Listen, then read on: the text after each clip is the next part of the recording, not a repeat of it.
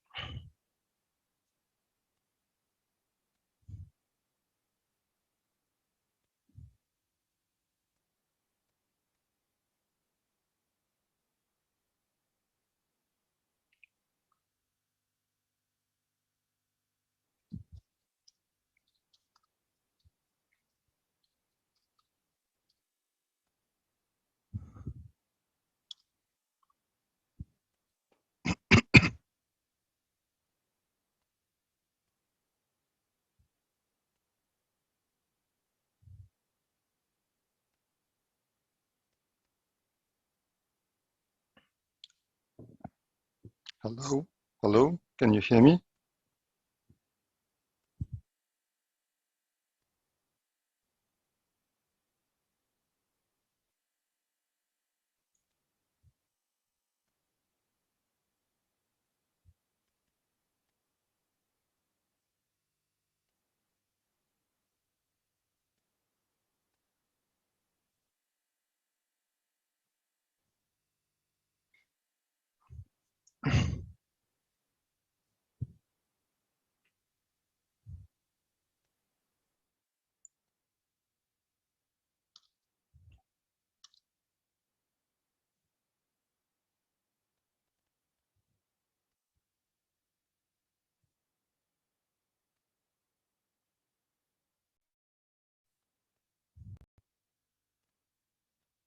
Yes, finally I have sound.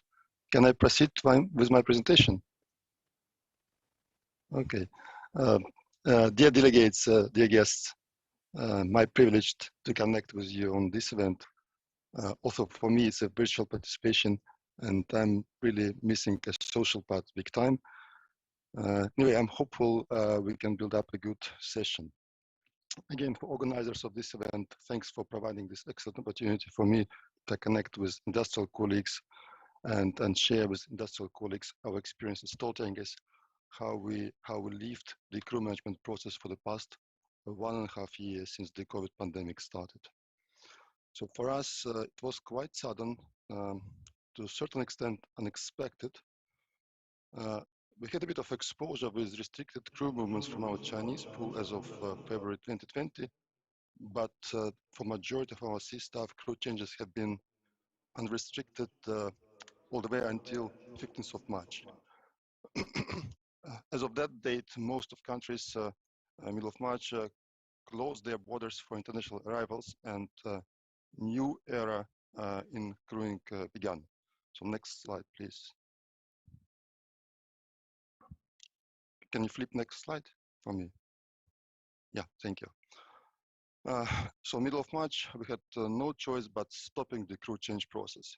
So it was only mid of April when we managed to restart very few crew movements, and they were mainly done on a local basis. Say Dutch seafarers were able to join ships calling to Rotterdam and relief of signers of same nationality.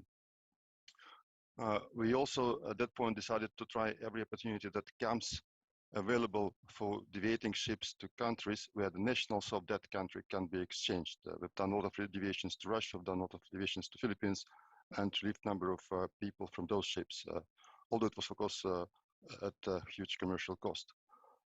We also agreed to give it a try for every disembarkation when it was really critical for people to return home even without joining reliever, as soon as we stay within safe manning.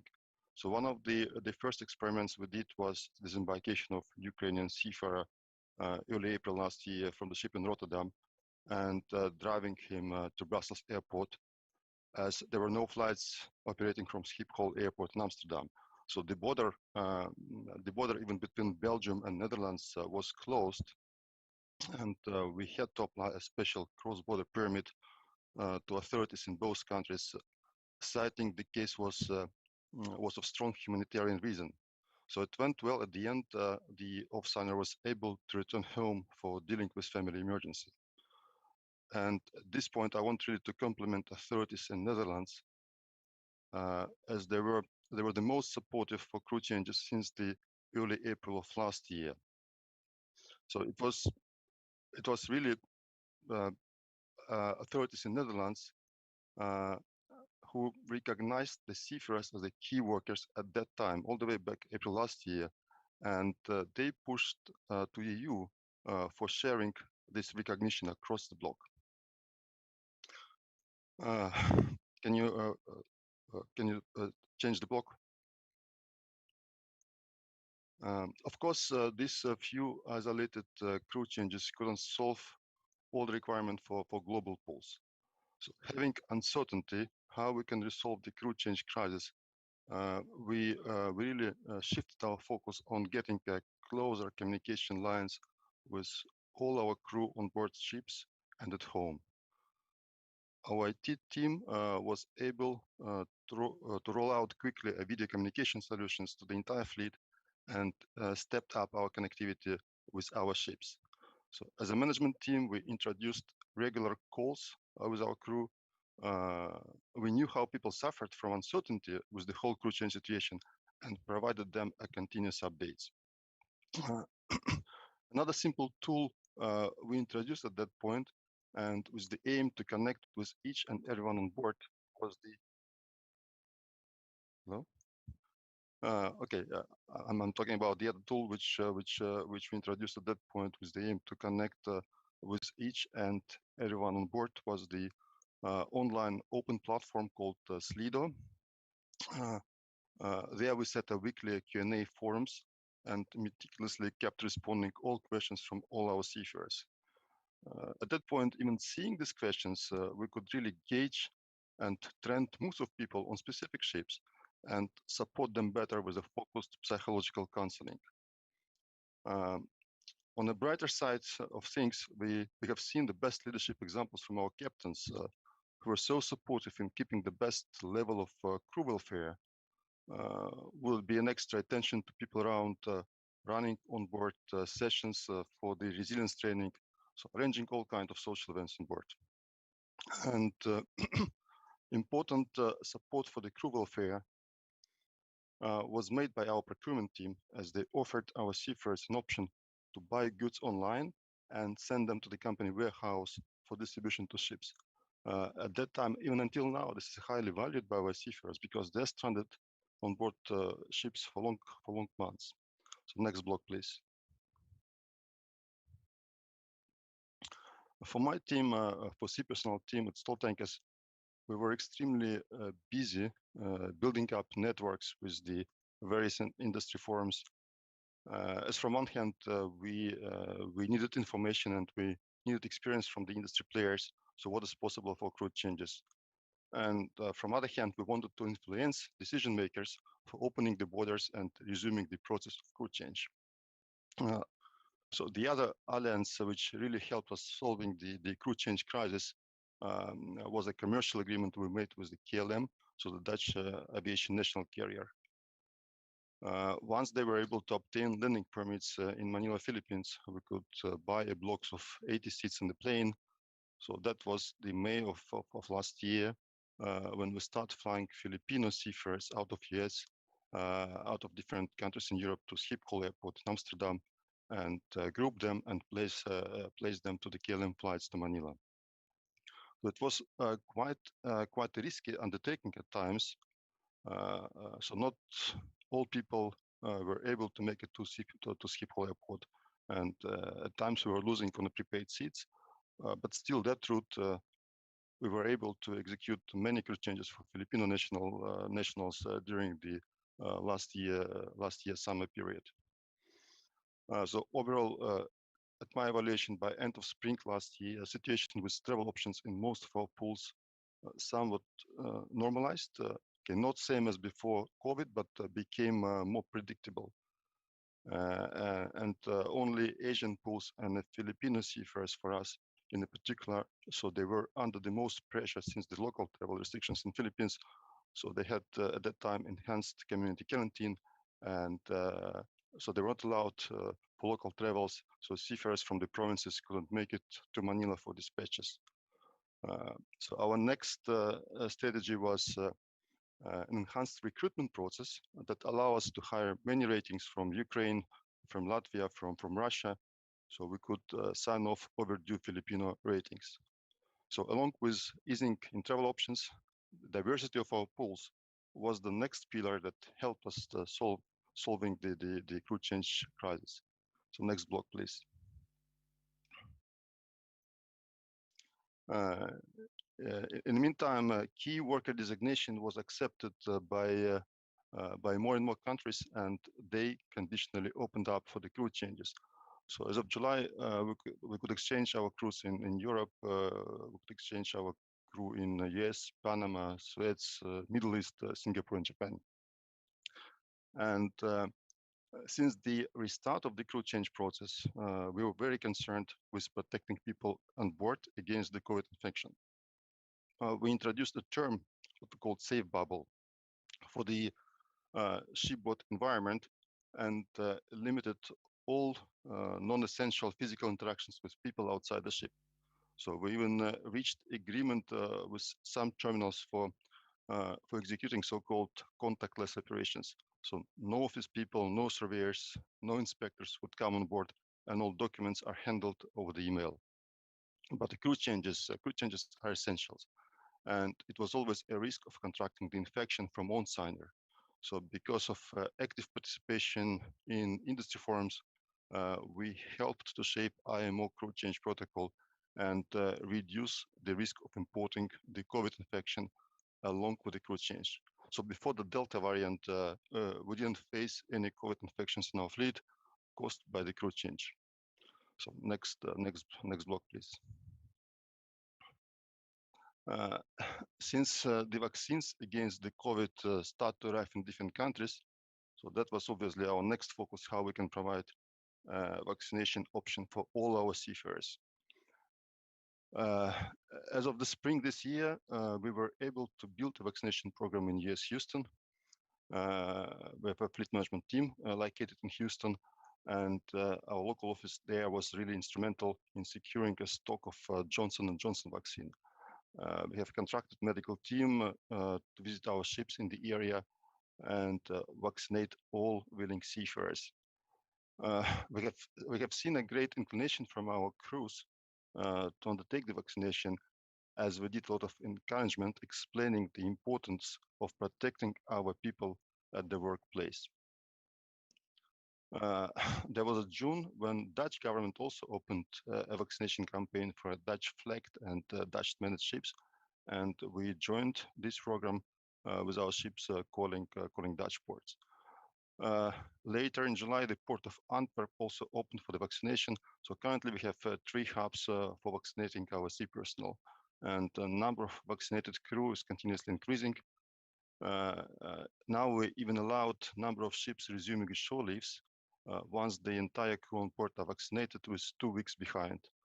Of course, for us, decision for the shore leave continue to be risk-based, as we need to consider ships forward program. As you know, some countries continue restricting ship operations if there would be a crew change within 2 or 3 weeks, and shore leave falls in this category. So regardless, we know the importance of shore leave and supporting our seafarers with this fundamental right as far as all safety barriers are in place. I can't praise enough authorities in the US, Netherlands, and Belgium for providing these vaccination opportunities for foreign seafarers in 3 great countries that really stand their commitment to support seafarers as a key workers. So next block, please.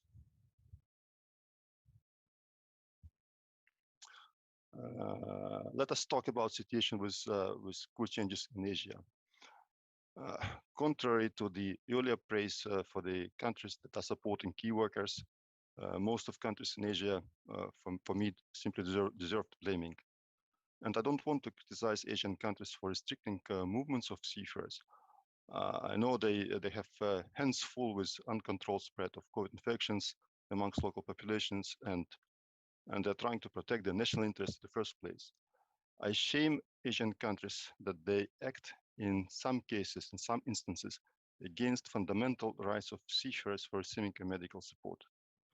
So the right, the right for the medical support is clearly reflected in MLC and signed by administration of many Asian countries. Unfortunately, it was 4 weeks ago we faced one case on our ship that brought up this issue of missing medical support. And we decided openly to share our case with the industrial groups like International Chamber of Shipping, Intertanko, IMO, calling all leverage they can apply to government officials in Asia for avoiding future rejections of medical support for seafarers. So our ship, it was 1 month ago, had a few calls, port calls in Indonesia. So next, she had a cargo program in Singapore. And when vessel arrived to Singapore, several crew members experienced the flu-like symptoms. They were tested with onboard test kit, and 7 crew members returned positive tests. The maritime authorities of Singapore MPA, so they accepted ship's COVID management plan and allowed to execute contactless cargo, bunkering, and storing operations. So the commercial urgent hospitalization ashore. MPA was contacted for the permission to disembark the ill crew member. Again, MPA requested for another telemedical call with the medical practitioner registered with Singaporean health authorities, which we arranged.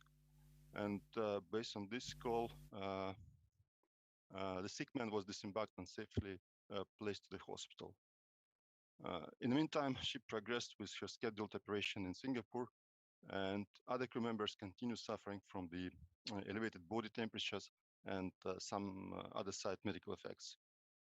The completion of port program, master requested from MPA to keep vessel at Singapore anchorage for 1-2 days for monitoring health of the other sick crew members, as the master was really feared that if anyone else can develop to the critical medical stage, and as you perfectly know, the scope of medical supports on board of the ship is rather limited. Unfortunately, MPA rejected the appeal and requested captain to leave immediately from Singaporean waters upon completion of all commercial operations. So the advice from MPA was to seek a medical assistance from the nearest port of call along the ship's voyage. Ship had her next destination in Suez, and she commenced on a westbound voyage. Only a few hours after she departed Singapore, one more crew member started feeling really bad, and he had a very low level of oxygen saturation.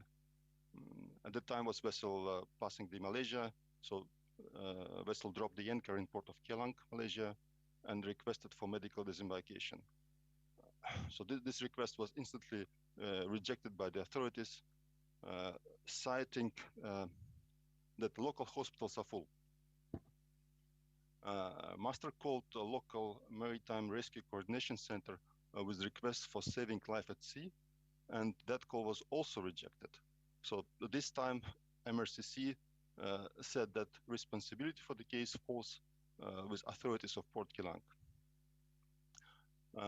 That was Friday, so we escalated the case to industrial groups of International Chamber of Shipping, to Intertanko and IMO, seeking their support for disembarkation. In the meantime, our local agent secured a placement in the private hospital. So Friday, Saturday, Sunday, so 3 days of continuous back and forth with authorities.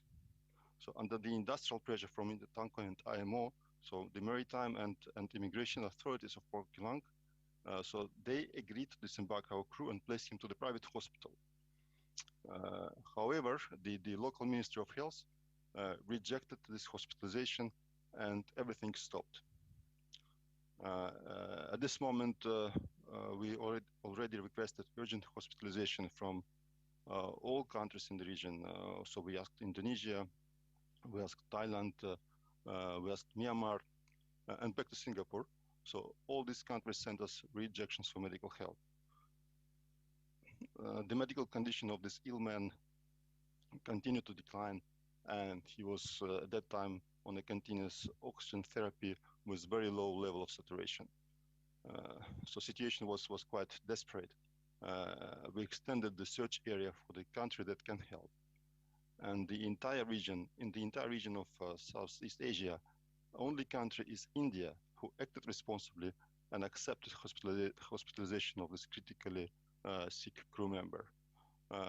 Ship sailed full speed to the port Vizag, that is the eastern coast of India, and after 3 days, our crew member was safe in the hospital. He is still in the hospital, but at least his condition is stabilized, and he's on a recovering path. So that was our most recent experience with obtaining the medical help in Asian region. And as I said, we promoted this case to Intertanko and IMO for their inquiries, for their investigation with responsible states, as from our perspective, states failed their commitment under MLC.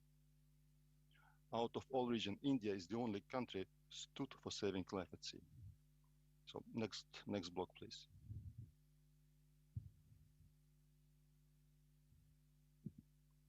Can you shift the block, please? Thanks. In every dark cycle, there is always a bright spot, a light of hope. For me, it is support we as a ship operator receive from the industry.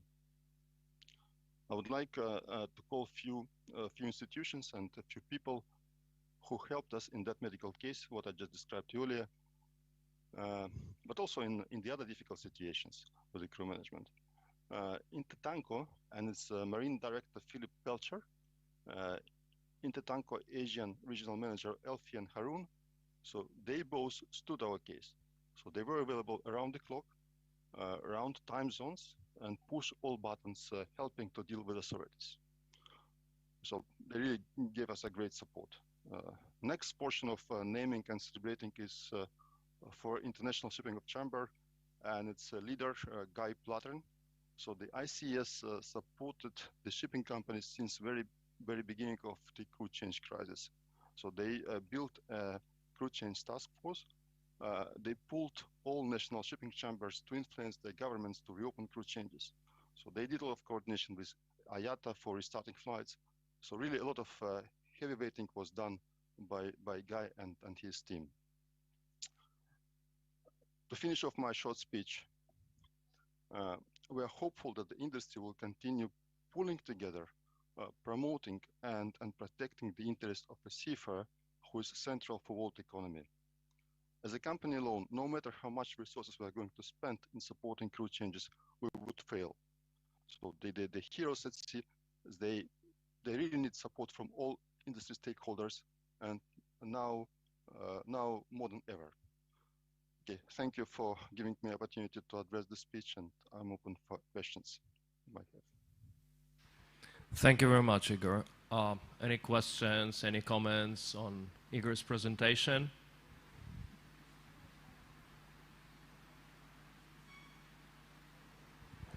Igor, I've got one. I understand that there was a lot of efforts, and you actually greatly supported your crew members who were on boards of ships.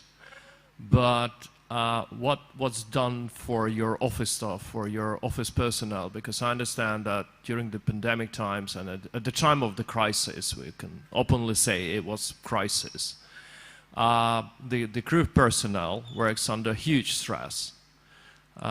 Do you support your crewmaning personnel?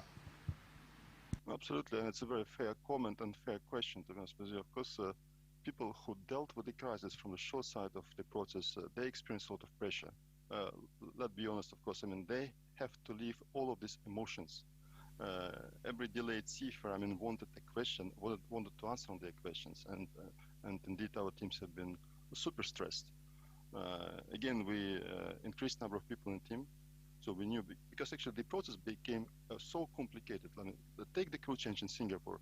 To execute the crew change in Singapore, you have to prepare 3 weeks in advance. You have to submit all paperwork, and if anyone, let's say, of the planned group will not able to make it, the entire group will be cancelled, and the process will start over again.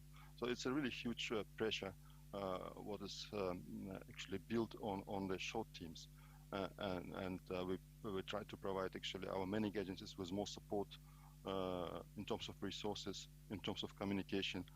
Again, I think, I mean, the entire communication now is communication lines are becoming very short. All of us have a video connection, and a lot of issues and questions we're able to solve instantly by using the messengers. So I mean, connectivity also with the ships is so great these days, so that let's say people from the ships, I mean, and in the office, they are very closely connected. So a lot of things, I mean, are really solved much quicker, but it's not getting any easier, unfortunately. Is your office staff have been trained how to communicate with the seafarers at the time of the crisis? You mentioned that the inclarity raises the anxiety, and basically, what was your solution? We didn't arrange any specific training sessions for communication for our sea personnel, also for our office personnel. But in the meantime, in a company installed, we're running a program which is called 0. And this program actually contains a lot of psychological training, a lot of resilience training, and people on board of the ships and in the office, they go through themed training modules. So they're really actually getting a lot of insights, especially on the resilience, emotional resilience, and I think it helps actually to withstand the pressures of the current crew management crisis. But actually, there was no specific training on how to run a new mode of communication, but it was rather generic. My feeling that actually helped, coupled with the increased resources and more people employing teams. Thank you very much. Ladies and gentlemen, are there any questions, comments? If not, Igor, thank you very much, and have a good luck in your job. Yeah, thank you very much.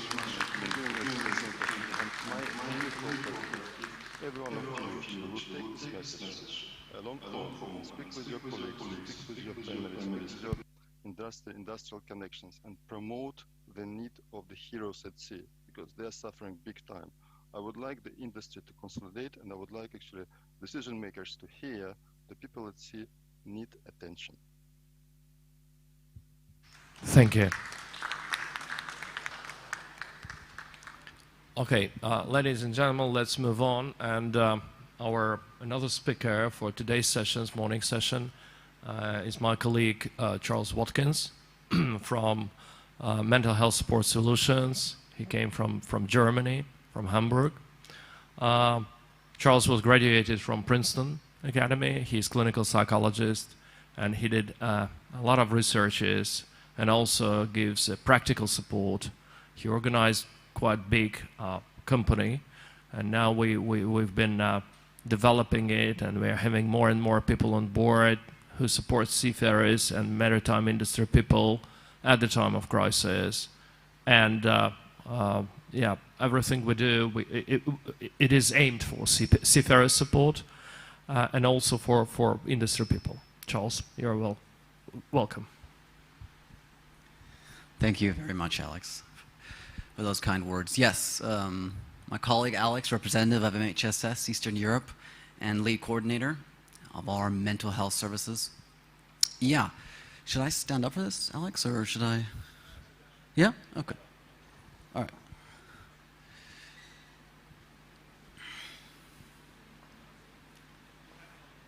Huh? Oh, can I take this one? Doesn't matter. Okay. Yeah, welcome everyone.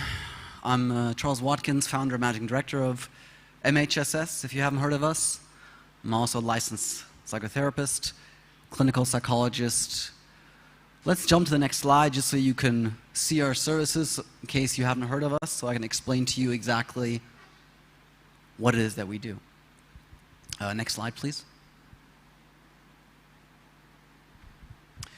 All right, so we started 2.5 years ago, before the COVID wave hit. We offer 24/7 crisis and emotional support for seafarers. We do e-learning, we do wellness content, we do tailored seminars for communication, for crisis intervention, for resilience, for burnout prevention, for many different things that seafarers suffer from. And we do psychology quality checks, so we make sure that the material that is used, the trainings that are being given, are up to this proper standard and are relevant to seafarers. And we also do psychological self-management to help seafarers help themselves. All right, enough of us. Let's go to the first slide of the presentation. Next one, please. Oh, sorry, the next one I meant. Thank you. All right, so I thought about how I wanted to start this because resilience is a big topic. Everyone talks about it. And it's an umbrella term for many different things. But most importantly, it has to do with mental health and the awareness of danger and the awareness of things that we might not be able to see every day. So because it's Odessa's birthday, is that right, Alex? Yeah? tomorrow, and in spirit of education and breaking stigma and mental health stigma, I would like to educate today, more than anything, to give you knowledge, to take the fear away from mental health. This is an old, almost ancient, I think, map of the sea. And I like these maps because the old maps, in the territories that haven't been explored, they used monsters, like dragons, or they used big octopuses, right? Or other monsters to indicate an area that wasn't yet explored. Of course, nowadays we know there are no monsters, and with modern technology, we don't have to fear these things because we have mapping systems, and we have a lot of other systems, which kind of makes this a little bit old-fashioned, and some might smile about it. However, they indicated places that were dangerous because they weren't explored. They weren't understood. They were afraid of these things because they've heard of it, they read about it, they heard stories about it, of big dragons, of big other monsters attacking ships, attacking them in lands they haven't discovered yet. So in the same sense, it's about mental health. People don't know about it. They see psychotic breaks on ships, people stumbling to themselves, people attacking other people, people staring at the wall, you can't talk to them, and they're afraid of it, naturally. You fear what you don't understand. So I know I'm talking about resilience today, but I want you to keep in mind that the more you know about a subject, the easier it is to relate, the easier it is to intervene, and if you understand the people that you're teaching, what they go through every day, how they're living, how they're working, how they're living and working in the same space, how to help them, it helps break these unknown areas. And everyone is talking about mental health, but I have the feeling that there's still a lot to be taught. All right? Let's keep that in mind as we go forward. Please, next slide.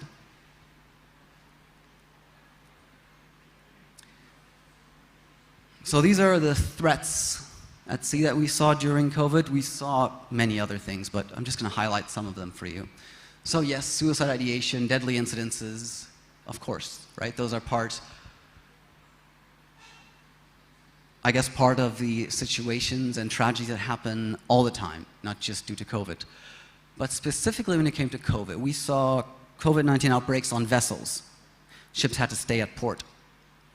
The crew had to be emotionally and medically managed. Some people died. Some people had to be flown away with helicopters. Others weren't allowed to enter the country. So teaching resilience to an entire crew and helping the captain keep his crew stable, that was one of our main challenges that we had.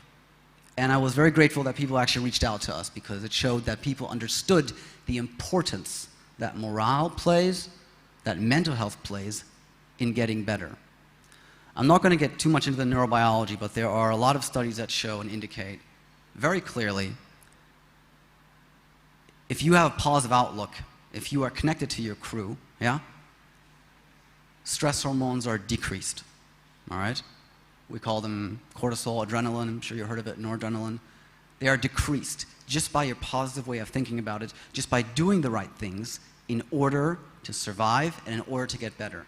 So your immune system responds to it. Let's not forget that. Of course, limited crew changes. And here's an interesting point. Of course, everyone's talking about that, and it's very challenging for people, but I've talked to many seafarers also in trainings, and I was wondering, what is the biggest challenge about this to you? And the answer surprised me. They didn't say that they had to extend their contracts. They're used to that. They didn't say they had to do, they didn't say they had to, what I was expecting them to say, that they just want to go home, that they want to leave. No, they said what really frustrates them is to disappoint their friends and loved ones at home again and again and again. So having to tell their wife or their children or their friends and families, sorry, it's not next month, I don't know when. Sorry, it's not in 2 weeks. Sorry, it's not in 3 weeks. Again, for the third, fourth, sometimes fifth time. So if we understand that, we understand the source of their frustration, and we can understand how to better help them deal with it, treat it. Of course, fear of family members dying, right? Getting sick at home. Quarantine time, that's an interesting one. So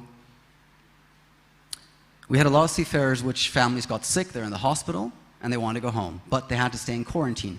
And during their time in quarantine, that was when they suffered the most. Makes sense. They're alone. They don't know how to spend their time. Their thoughts are racing. They're anxious about their loved one. They just want to go back, visit them in their hospital, right? Be there for their family, but they can't. And that's when it's very important to understand how your mind works, how training works to help them get through these phases, and to make them more resilient, okay? And of course, there's a new fear of shore leave. Now that things are opening up, they're not sure. Do I want to go? Is there a heightened risk that I might catch COVID? So yeah, these were some of the threats that we saw during COVID-19. Let's go to the next slide. All right. So this is kind of what resilience is all about.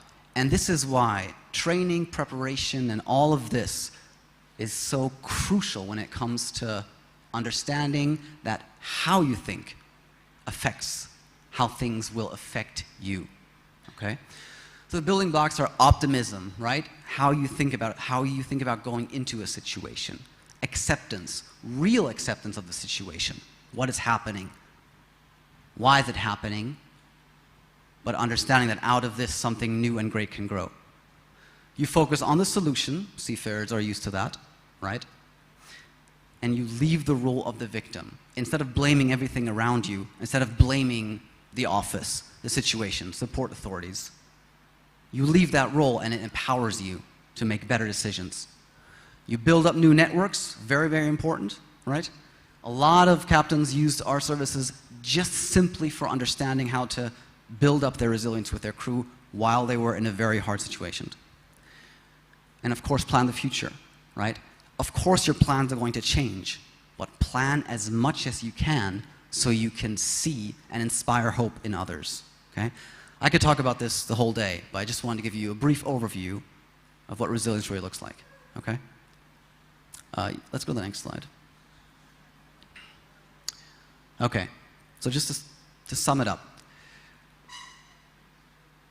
resilience after COVID is the same as it was before. It's how you allow yourself to think which makes you resilient or not, okay?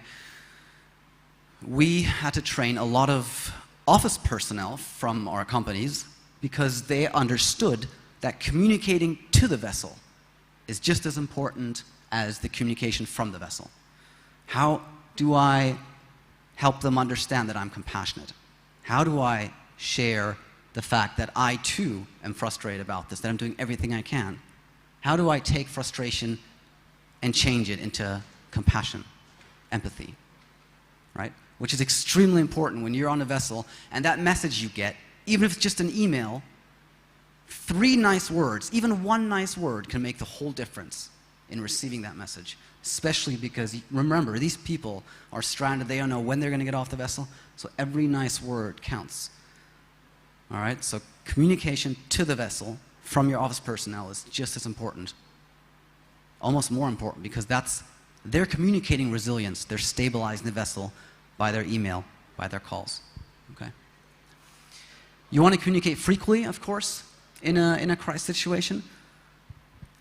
The more you give the person the feeling that you are there for them, the better. And even if it's non-essential information, if you're sending out, I've done this today, I've checked for you, we're still waiting, don't worry, I'm on your case. I'll give you information as soon as I have new information, okay? Frequent communication stabilizes, even if it's non-essential, okay? And of course, you want to encourage team events.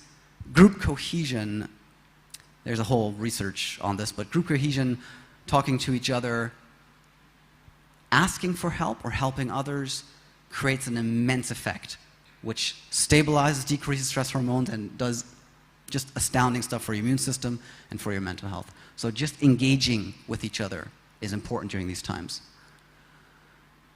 So of course, allow competition and fun tasks if it's possible. Positive feedback and reward. We have, whole days that we spend with that. This is also very important, especially when you're in a leadership position. And of course, provide opportunities for social gathering if it's possible. These are just some of the things that I want to share with you, because I think it's important to get not just an overview, but to understand that it sounds like simple stuff, but it takes time to train people and it takes time to understand, especially when you're in a situation like that. Using these things needs repetitive reminders and training. Okay? Okay, let's go to the next slide. Yeah, I just want to give you a quick overview of statistics that we've raised. I think it got mixed up a bit, but that's okay. I can explain to you what this is. So up there you have different types of rankings, and you see we have a lot of East European and Asians using our service. A lot of psychoeducation, which means they call us and tell us, hey, listen, I need advice on this, how to handle this, all right? Of course, there's a lot of anxiety as well and stress, okay? So psychoeducation, stress, and anxiety are the big ones, okay? And here, on the lower deck, it's a shame you can't see it completely, but this is a lot higher. You have a lot of psychoeducation. But then when you get to the moderate to high and critical cases that we're treating, okay, there's a lot of anxiety, panic attacks, okay, social isolation, depression, right, in this area. And even in the high and critical cases, you do have psychosis, right, which happens due to various reasons. So we're getting some real good numbers here, and we're understanding more and more what seafarers actually need and want, okay? And this is extremely important to gather more data. The more data we have, the better we can help them. Okay, next slide. Yeah, like I said, it's MHSS. We have psychologists, of course, in 15, I think now 17 languages. And it's important to have a tailored approach. So every company is different, even though, you know, you'll have similarities, but every company, every ship management company is different. So to understand the challenges that you're facing is very important. Have an individual approach when you're doing things. Don't take things that are generalized. They won't help as well. Okay, next slide. I'm sorry, I'm really bad with timing. Yeah, these are some of our partners, just so you know, in case people haven't known us. We work with a lot of different ships. These are just some of them that we work with. But again, resilience is extremely important in times of need, and definitely a time of need now. Remember that the way you think about things will change your response to things, okay? Be compassionate towards others, but also towards yourself, okay? Let's go to the last slide. Yes, so thank you so much for listening. I hope you could learn some of the things today, and I'm open for questions. Thank you so much.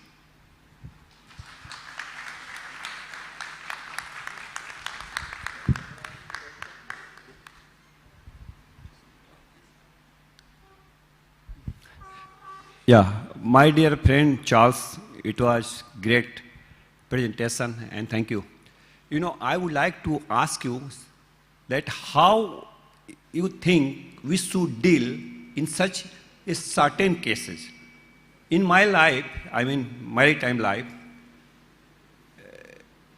15 years before, I have case where chief engineer expired with food poison. Then we have sent from here another chief engineer. When another chief engineer heard about it, he jumped over the board and he was drinking. We have 2 cases in 1 week. And that was critical, and company decided to not continue, but now they are continuing because in that case, you know, they we all know everyone looking for someone to blame, heat of circumstances, right?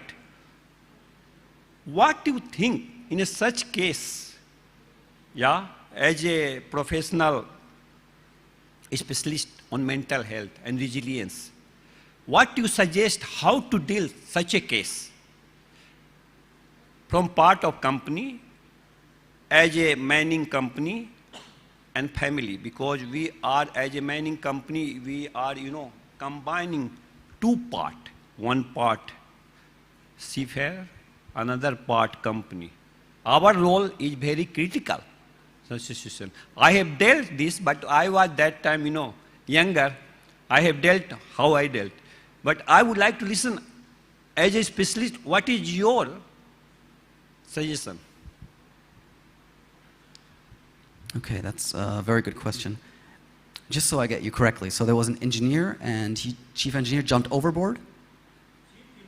Yeah. On board? Pressure? Expired. Okay.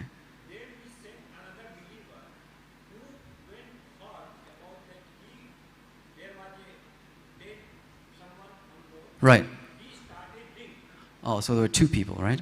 Uh-huh. Okay. Hmm? Crazy man, okay. We don't use that term, but I know what you mean. Okay. Okay, so delusional thinking.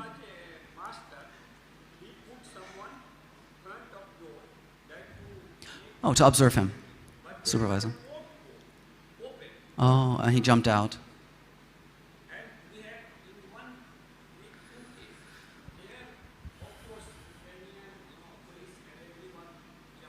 Right, right.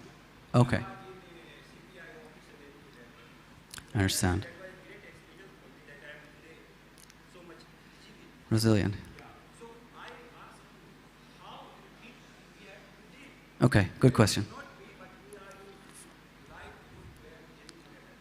Yes, we are in life where everything can happen. Thank you very much, Dr. Singh. Now, the question is, let's, two people, they got very sick on board. You said crazy, right? We would probably call that alcohol-induced psychosis, right, maybe? Delusional thinking patterns. All right. How does a company respond to this? A company has a responsibility to educate, right? So what you want to do as a company side is, well, first of all, you want to have something in place to take care of such cases very, very delicately and with the utmost sincerity and compassion possible, right? Someone just died. So you want to have agents, you want to have psychologists, you want to have someone who's able to deliver the news in a way that is appropriate, right? And that gives the family all the support that they need while they are in this process of sadness. That's the one point of responsibility. The second part is, how do we prevent this in the future as a company sense? What you want to do is you want to educate people on the dangers of alcoholism, alcohol. You also want to educate people, how do I recognize crew members at risk? And what do I do? So for example, I think the captain positioned someone outside his room for supervision, but he jumped out of the window because it was unlocked. Yeah. Exactly. So the window, so exactly, and that's why in our trainings, for example, we explain very meticulously how do you create a safe room. This should be a last resort, but it does happen sometimes. A safe room means everything that is dangerous out of the room. Shoelaces, mirror in the glass, all types of ropes, all types of things that could hurt the person. Closing all holes in walls and doors to make sure a person's safe. Yes, this is a last resort, but with training, we could have kept that person alive, right? If they knew exactly how to create a safe room. So it's two things. Number one, okay, the most important thing is how do we communicate with the family? How do we support them? And number two, how do we prevent it in the future? And that's education and training. Does that make sense, Dr. Singh? Yeah, okay. But how I have dealt, it was not so professional approach, but this was an emotional approach. But what I realized in my life, we have this three part, manning company, family, or seafarer, yeah? So companies should not jump to conclusion. They are jumping conclusion. You send all credential. You have to save life of person first and family, other than to find out history. History you should find later. Because life of person you can't bring. You can bring everything today. So I give priority to life of person. But someone that time, even my director, he said, you call family and tell that he was drinker. I put myself in problem. Because why family, when they loss of their, for wife, she has loss of her husband. And I am telling that your husband jumped because he was drinker. And then they put me here in CBI office. They tell, oh, you becoming smart. You see? Because in such case, companies should support mining company. Because we are, for mining, shipping company here, their partner. Now, of course, I have motivated, hundred of company and world that always be partner, not agent. Treat people as you like to be treated.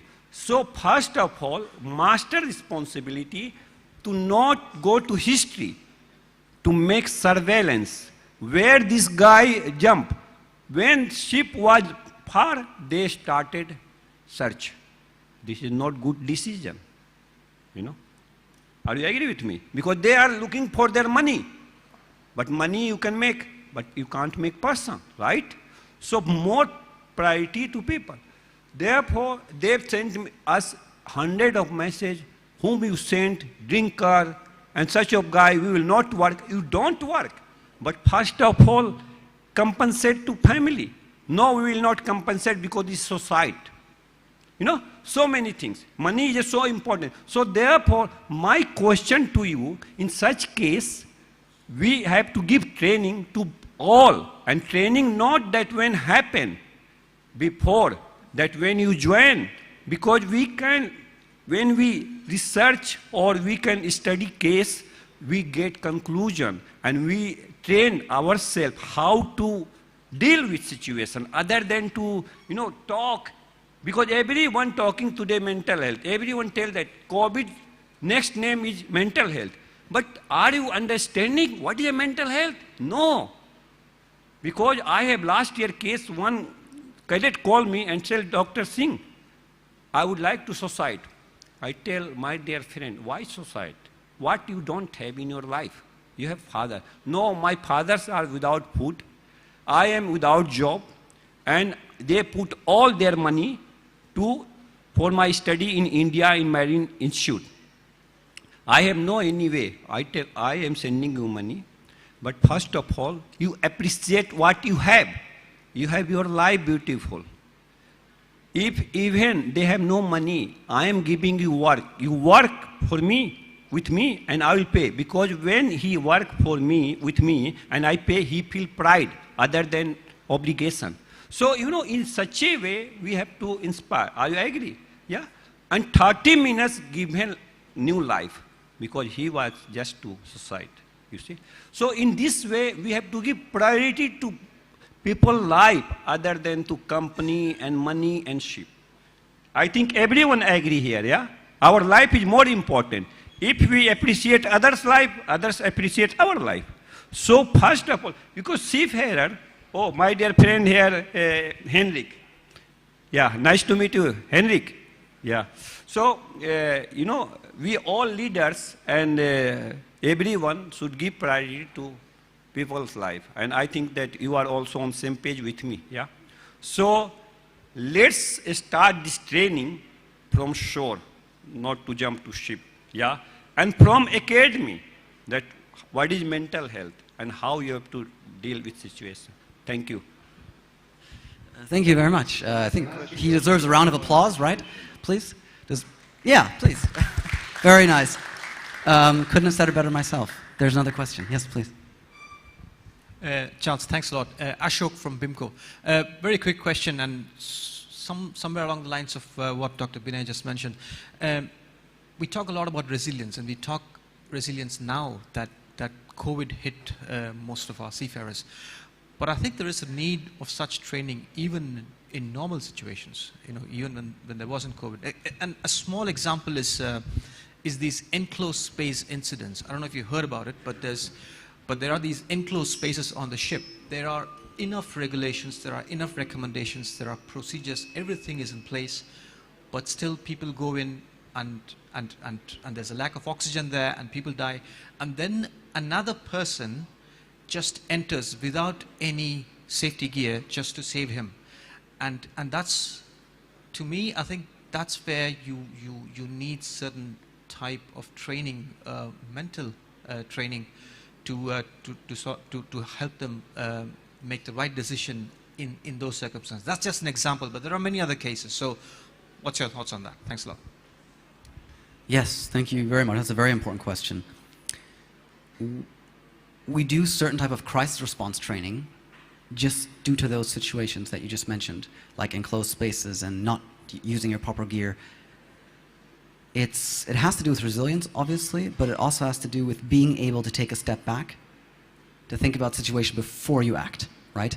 To save maybe yourself and the other person, right? So yes, there needs to be training in regular situations because there are a lot of other dangerous things that happen at sea where you do need that as well. COVID brought some things up to the surface, but we all know that a lot of things have been there for a very long time, right? Remember, there be dragons. They've always been there, right? But now they bring up to the surface. So thank you, yes, I agree completely. And we do regular trainings as well on the foundation and basics of mental health and build it up from there to help people in those situations, but also help in other crisis situations. Thank you. Yes? Yes, good morning one more time. Sergei Khlapkov, Marlow Navigation, Ukraine. My question is, how far we should use and what is your approach or attitude to psychometric assessment and application of psychometric assessment at earlier stage? Let's say not everyone designed for job at sea. Let's say not everyone designed to become a pilot or whatsoever. What is your approach to it and how far it's sufficient? Very, very good question. So it has to do with psychometric testing. Is it worth it? Does it really help predict and does it, help people? Yes and no. Not everyone is made for shipping. And the highest risk group out there are young cadets, people who don't have a lot of experience. They're the ones often suffering from depression or suicide thoughts. Things happen at home, they're caught on the ship and they don't have the resources. Can psychometric testing catch those people? Yes, it can. We do psychometric testing for some of our clients. It is effective. However, it's self-report. So if someone's smart, they can fake it. Of course, yes. But we try to urge people to be very honest about this because it can help them. And even if people, I want to just quickly help you understand psychometric testing. It's not about, okay, we get a result, you're not good for shipping, you're not going to the ship. That doesn't exist. We get results which are maybe in the red high-risk area, right? Then we call the person and ask them what's going on. It could be they just had a very bad day. That happens.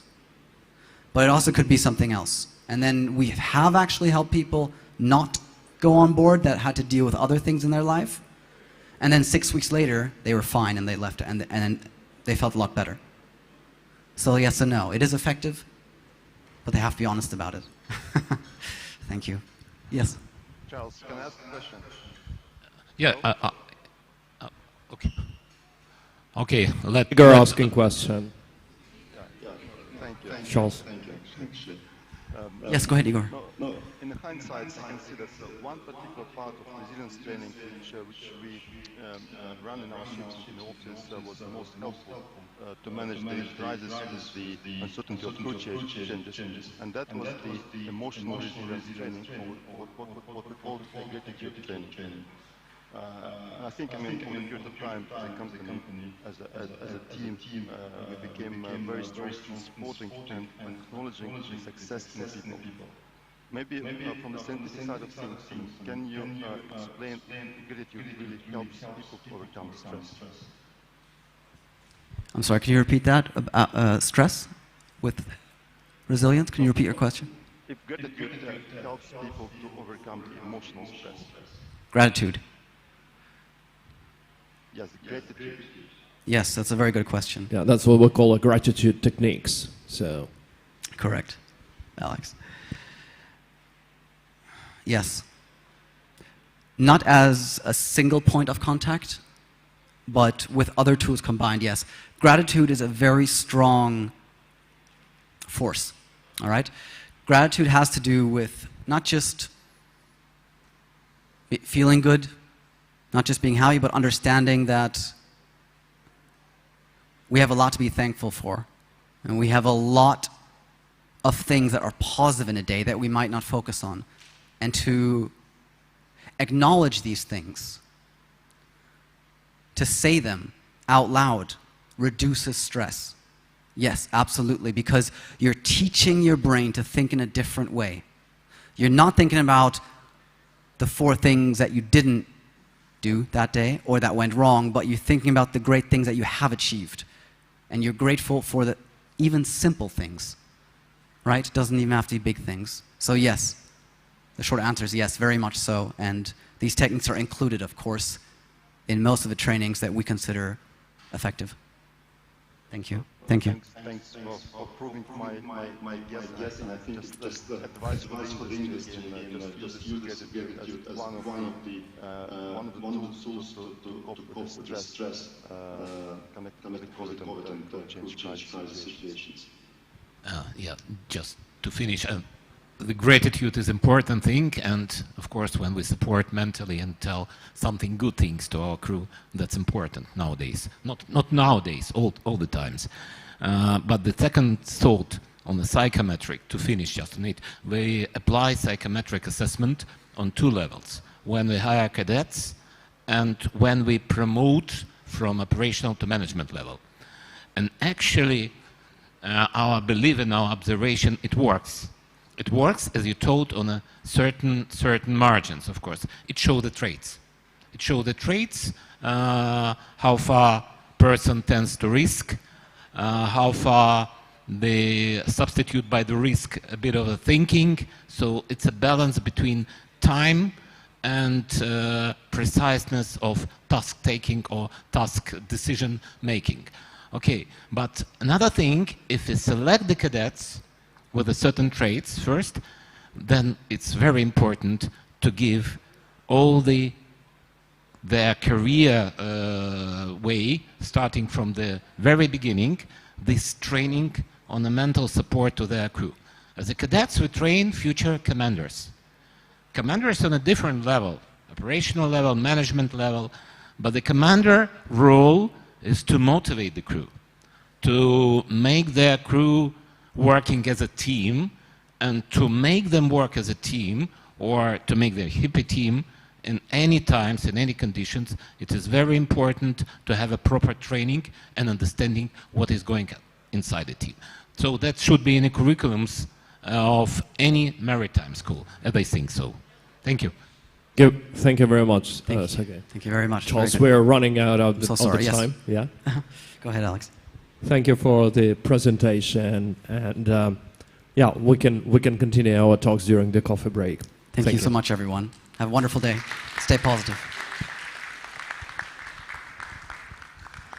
Thank you very much. We finish our session number 3 with 2 very interesting presentations, and thank you very much, Igor. I hope you are still hearing us, and we thank you, Igor, and Charles, thank you to you.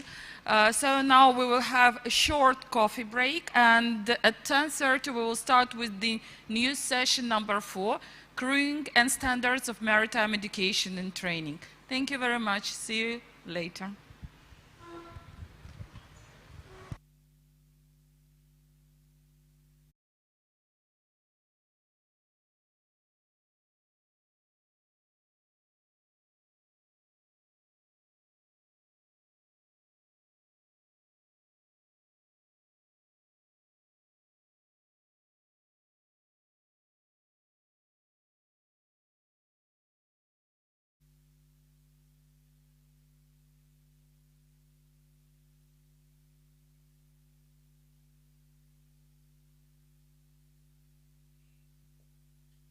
Good morning.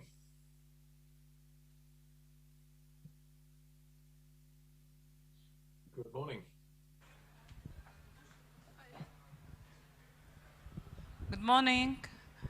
Yes. Hey, good morning. It's John Lloyd here in London. Yes, Captain Lloyd. I will try to find the camera in order. Which one? На меня покажите, пожалуйста, камеру. Hello. We see you. Yeah. Hello.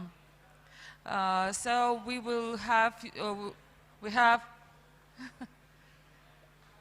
Good morning, Rector. Nice to see you.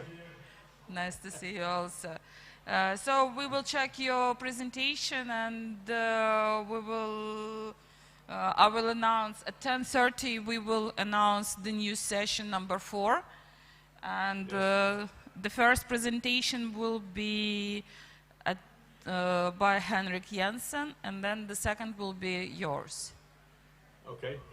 So am I able to control the slides from here, or must they be done from there? It's better if we control the. Okay.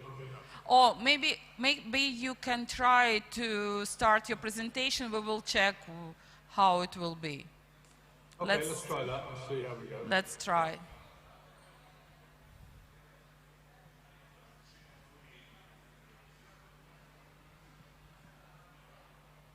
So that's just put this here. They will give you the permission to operate. Thank you.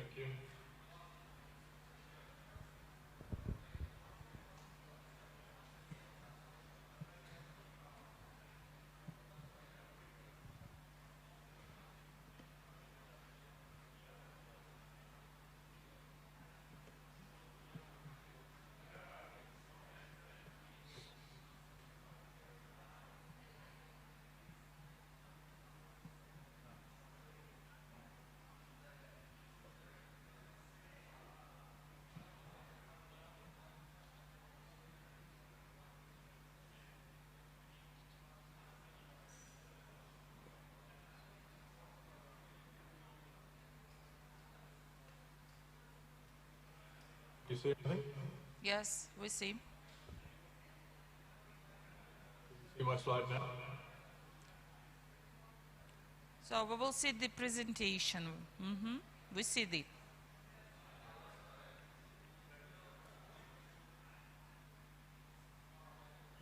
So I don't know what you can see at the moment. Can you see a picture of me on the screen? No, it's better as it was previously. Because we have the whole screen now. Okay. So at the moment I can see you, and it does say that I'm screen sharing.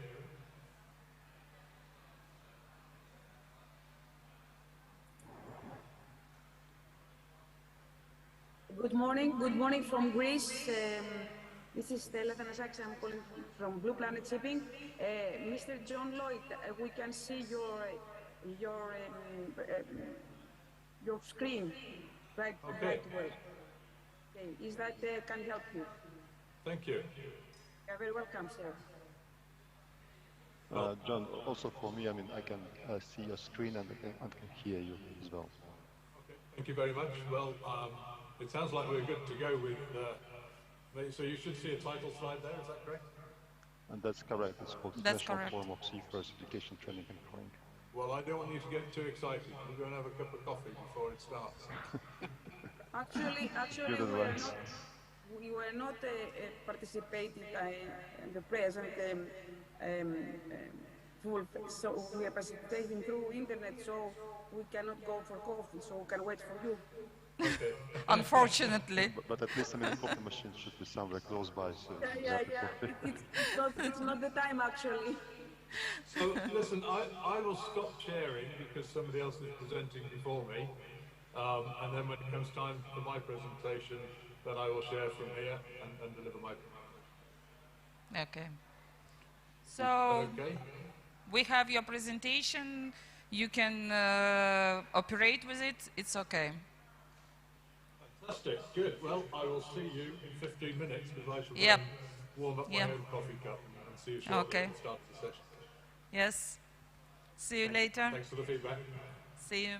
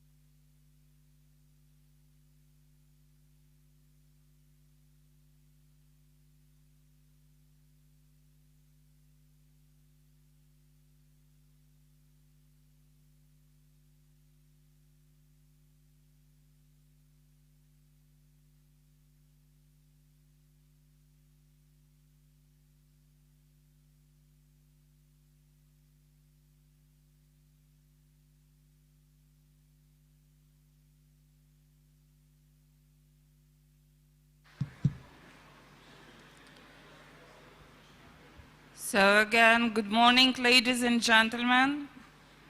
10:30, we are about to start with our new session. Please take your seats.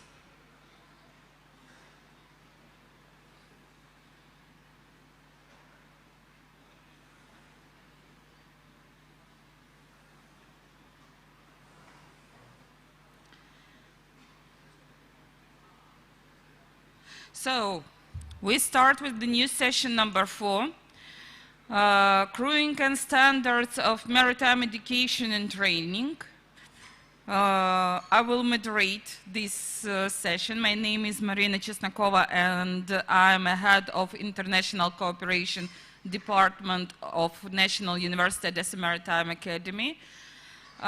Today we will have 3 very interesting presentations. The first will be leadership and other missing elements in the statutory of MAT.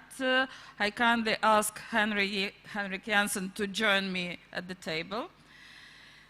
The second presentation will be online by Captain John Lloyd, Chief Executive Officer of the Nautical Institute.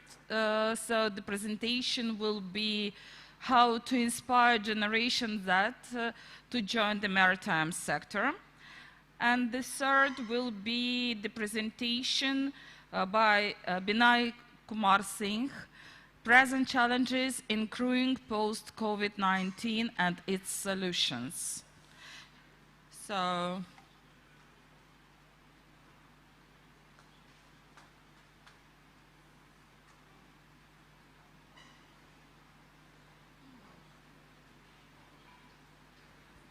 just to present our speakers.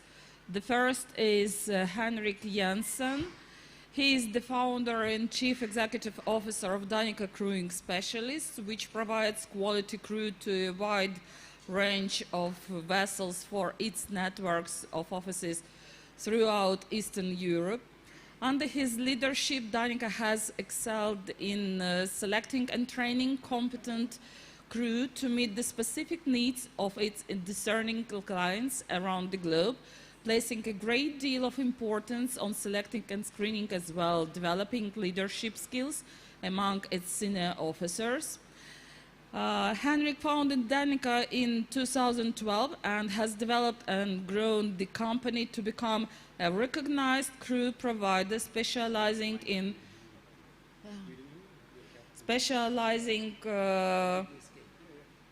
Eastern Europe crew supply. The company has expanded significantly and now has offices in 6 countries, including Germany, Denmark, Ukraine, Latvia, Russia, and the Netherlands. In addition to his nautical qualifications, Henrik holds a business degree in economics, human resources, and strategy from a Danish business college. Henrik, you're welcome.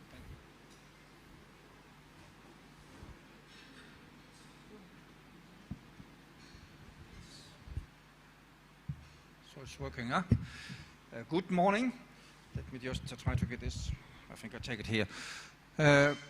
Good morning, everybody. Nice to be here again after cancellation last year, but things are slowly returning to some kind of normal, I think. So, yeah, thank you for the invitation and the opportunity to speak here. Maybe I just try to bridge a little bit to the presentation we had before about leadership, yeah? And of course, I think nobody could anywhere foresee the problem that COVID caused to the crewing on board or to the crews on board. But one thing maybe also a little bit forgotten, we talk about all the individual seafarers is of course important, but also how to be a captain on board a vessel where half of the crew is depressed because they have problems at home, they cannot get home, and how to manage this. I think many masters on board had a lot of challenges on this, and they needed a lot of support. Even some of them lost their leadership and on board, and there also was a lot of things to do from shore. So leadership is an important thing in the education as well, and maybe I can have the first, okay, the next slide. So, is it possible to, great. So now we can see it also. Yeah, I'm asked here to elaborate a little bit over leadership and other missing elements in the maritime education and training. I will focus on leadership. And next, I can do here myself. Wow. Yeah. So first, before we start thinking about leadership, and maybe also the cadets here can think now, what does it actually take to be a successful senior officer? And many times we think actually maritime sector is special. Let's say we are different, but maybe not special. Many other industries challenge the same with developing leadership talent. And I always like to learn from others, and a part of this here comes from other industries actually.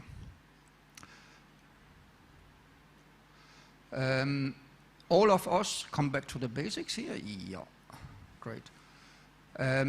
All of us, we have actually, when we talk about leadership, I like to put it into 5 different elements. And they are talent and personal characteristics. We have skills and knowledge, and we have behavior. And what does all this mean? Talent, this is actually our IQ. It is something we are born with. It can be developed. It depends on our childhood a little bit. But actually, talent is IQ. And why is IQ important when you are a leader? Because it enables us to understand new situations and cope with them based on our experience. Another point is our personal characteristics, and it is actually means the ability to understand a situation. And also our stress coping abilities are in this personal characteristics. And another one is skills. This is things we learn, how to use our hands to weld is an example of this. Yeah? And knowledge, this is the intellectual things we learn in school, the theoretical things we learn, and all these 4 together can make us a very strong professional person. But the last one is equally important. How do we behave? Somebody called this also social intelligence. And how do we actually apply our knowledge, our skills, our experience, our IQ? I think all of us has been, not all of us yet, but many here who has been at sea have been together with a captain or chief engineer who has been 25 years at sea.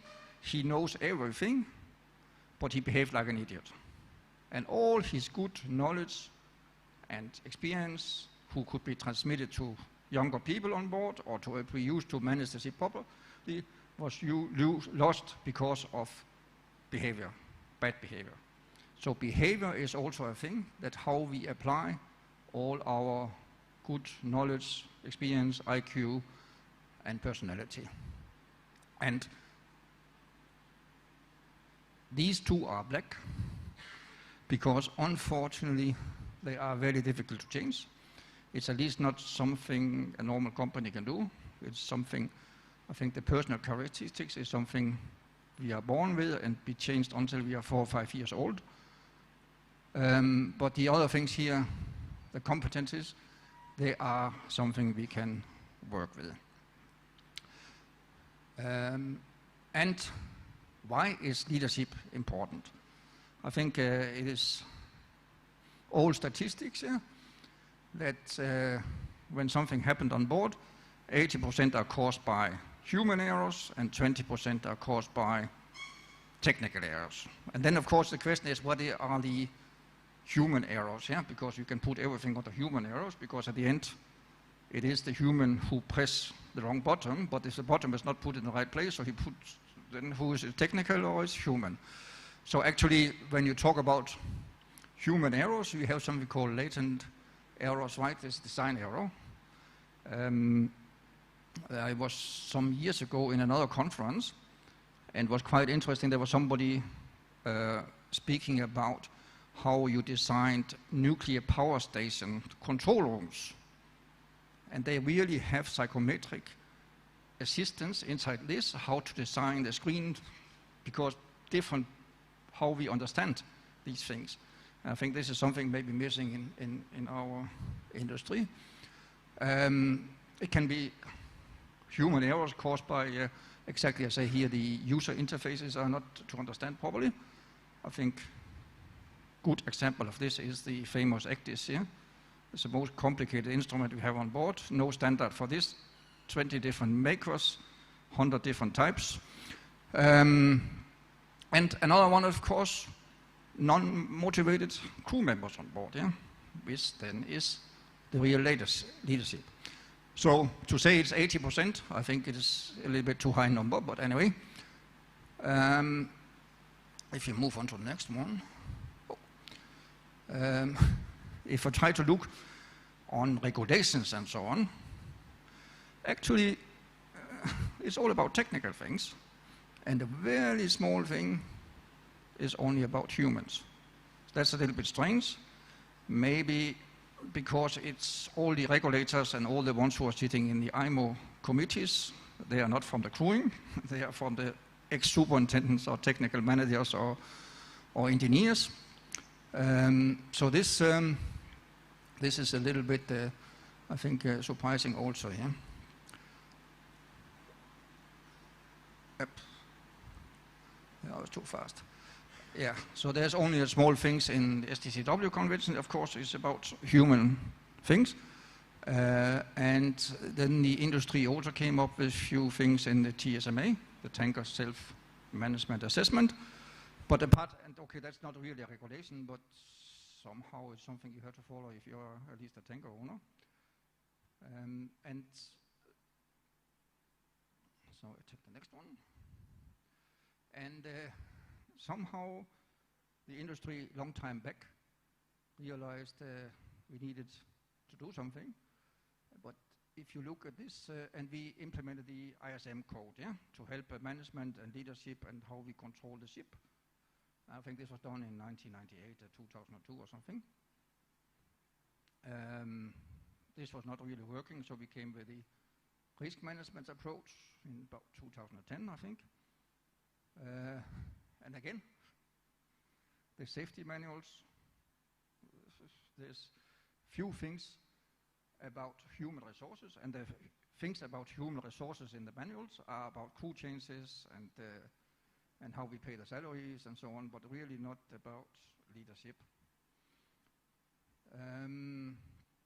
Actually, we spent a lot of resources on composing procedures, training, and so in this ISM, but still today it did not work out actually.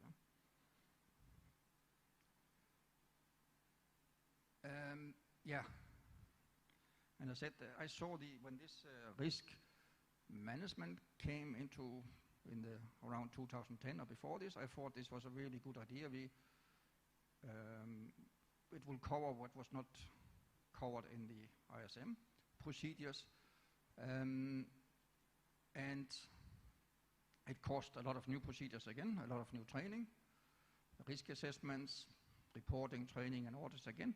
But really, most of these procedures are dealing with operational risks. Yeah? And then the oil majors again defined good practice in the TSMA. And finally, I can ask how many vessel operators actually have a formal risk assessment of their crewing operations? Not many. How many do have risk assessments on, we put the team together on board, the captain is new to the company, the chief officer is not completely experienced and so on, and how many do on these things? I think few.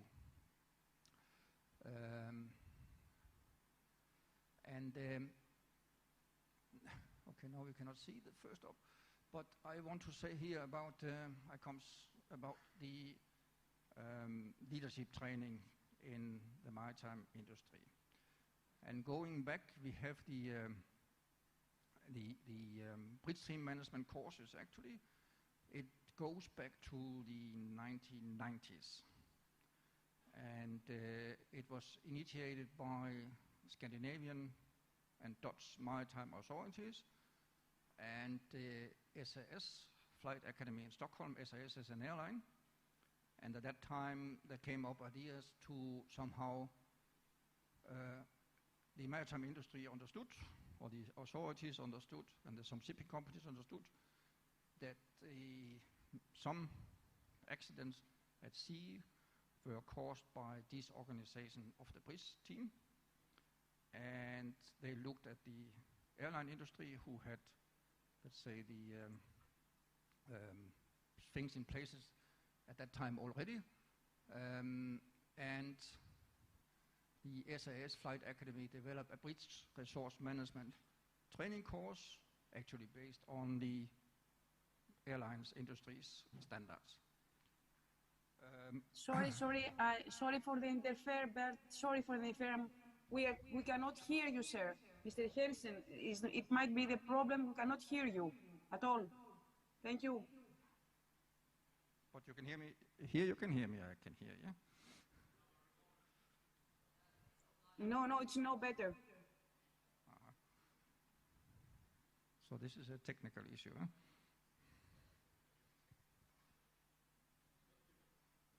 Not human, yeah. But maybe human, because the bottoms are not right put. So.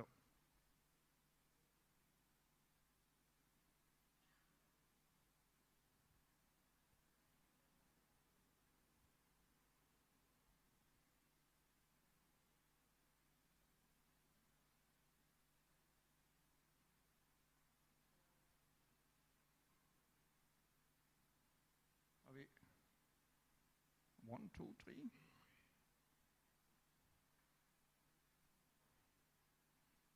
Yeah, we are standby.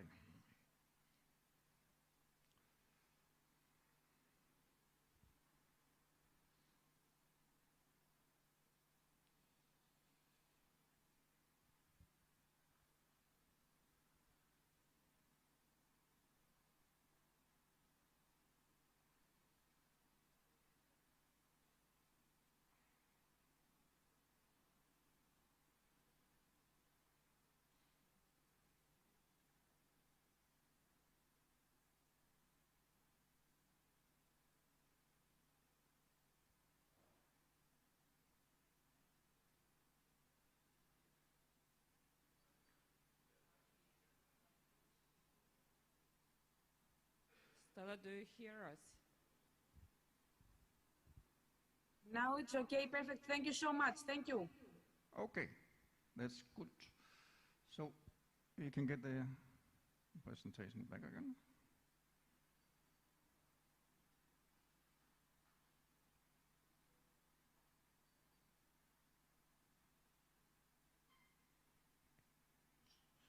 So, yeah. So, as I said, in 1990, the Scandinavian and Dutch authorities and some shipping companies started up this bridge resource management training. It was actually cockpit resource management training. That in 1993, the first courses took place in Sweden. I had the pleasure to be there in 1994, I think it was. And actually it was quite to learn how the airline industry, but this here is 30 years ago they were working on these things, yeah? And the airlines industry did it a long time before. And they had some similar problems maybe as we have in these courses. You learn that they have similar problems as we had or we have. Like there's a captain and there's a young pilot beside him. and there accidents happens, and even the young pilot knows that the captain is making a mistake, but he's afraid of speaking up. And other things. I mean, this course, they were quite open, I remember. In the airline happens also that all 2 pilots or 3 pilots fall asleep at the same time on the long-haul flights and so on. They get heart attacks because they're afraid of landing in New York, and they land in the wrong airports also. These things have over time then developed into the maritime industry, I think British resource management. Then came the Indian room resource management, which I think never really came at speed. We don't know what they're doing down there. Then became vessel resource management and crew resource management, but basically all the same. And in 2007, I think then the Manila SDCW amendment came into force, and we got the a number of regulations on leadership training actually and so on. But I think quite a long time it took actually, yeah? Somebody realized in 1990 that this was necessary, and only, what is this, 27 years later, it came into the STCW convention, yeah? This shows a little bit how slow we are, maybe. And these things came into the Helm courses, yeah? Human elements, leadership and management, operation level, and management training. Big thing on the same plate. And if you look at the Helm courses, there are actually 2 courses, management level and operational level, yeah? And when you look at this, what you should learn, a long list, yeah? Situation and risk assessment, awareness, communication, shipboard training, culture, how to manage different cultures, team working, leadership and management, workload management, a long list, yeah? And what we have then? We learn this, I think the elements are good, yeah? But I just checked here with the training courses here in Odessa, yeah? So all this list, you actually have to learn in 2 days. In one case, 3 days. Is that really possible? No, of course not. So this, I mean, even not the theory, you can get into here, yeah? For 2 days courses. So this is a little bit, again, maybe something producing a certificate, and we think the things are closed, yeah? Luckily, many shipping companies realized that to bring accidents down, we need leadership training. And I was myself also in this process, yeah. You can introduce a lot of procedures, a lot of safety things, and your number of incidents actually goes down. But one day you realize they are not going further down. And the only way to get them further down is to start working on the human elements. And what I call added value training, this is the non-statutory training, which then courses, companies are offering this. So this is leadership development, and it is not a 2 days course where you cannot even learn the basics. It is actually a process. And it's something I think must be applied to the entire officer career. And it's a combination of theoretical knowledge, mentoring. I think mentoring is maybe also one of the things which are missed in training often, yeah? It is how senior officers transmit or transfer their knowledge to the junior officers here. I think it's the most efficient part of format of training, and the cheapest one also. But actually, the senior officers need to be aware and learn this. And the leadership training is, of course, also experience. You need to have a certain life experience to be a leader, and this you build up over time in your life. and you need to understand yourself. That's also a part of leadership training, to understand who I am and how I act in different situations. And I think leadership training should be a part of any competence management system. Yeah? Most companies today have some sort of competence management system, but again, this is about the technical training, and I believe there should also be included leadership. Yeah, but I'm finished. I guess it's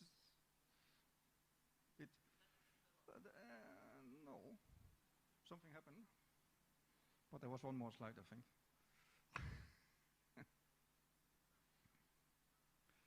Anyway, it was the last slide, or? Yeah, okay. It was the last slide. What I want to say at the end here, as you can see, the leadership training is a part which needs more focus, actually. Yeah? And I'm afraid that when you look at the STCW and how long time it takes to implement something there, if we need to move ahead and improve safety and reduce incidents and cost and so on lost on this, the way ahead is every company must do have a formal system for leadership training. Yeah, that was my words. I hope everybody could hear me at the end then. Thank you very much for your very interesting presentation. Especially, it's very important question regarding the leadership nowadays, and especially for our cadets, because they're also a part of the team. So that's why I'm sure that was very interesting for him. If you have any questions, you're welcome.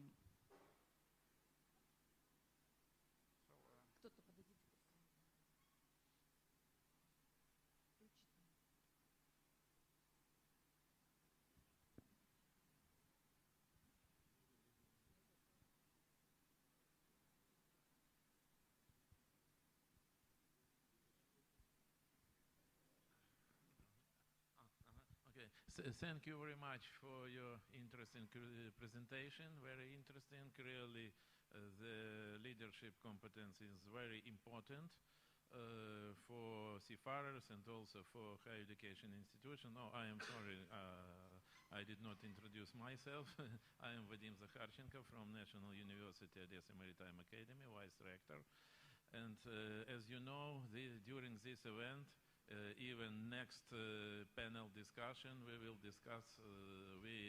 are discussing the possibility to apply different distance learning platforms for different kinds of training. So my question is, what is your opinion if distance learning or distance training can be applied for training leadership competence? Thank you. Yeah, that's a good and very relevant question. So, not to make any advertising, but we are actually doing some leadership courses in my company, and we had to switch also to the Skype training or what. And for leadership, I believe this is not really working. I mean, at least not the way we perform the courses, because it is also that you have internal discussions. The leadership courses we are doing, at least, it is not that we are talking together. Actually, we start with some psychometric tests, so everybody knows who they are. Nobody wants to talk through it first, but later on, everybody opens up and talk about it. And you give some examples, and also as a lecturer there or instructor, you cannot see the eyes of the people, yeah? And did you hit something here which was right and so on? So that is I don't know, maybe there will be some technologies, virtual reality or whatever, that can solve this, but I think for the moment, leadership courses, in my opinion, is you need to be a group of 6-7 people together. There's also the social things in it, and this you completely lose on the virtual presentation, yeah? Yeah. So.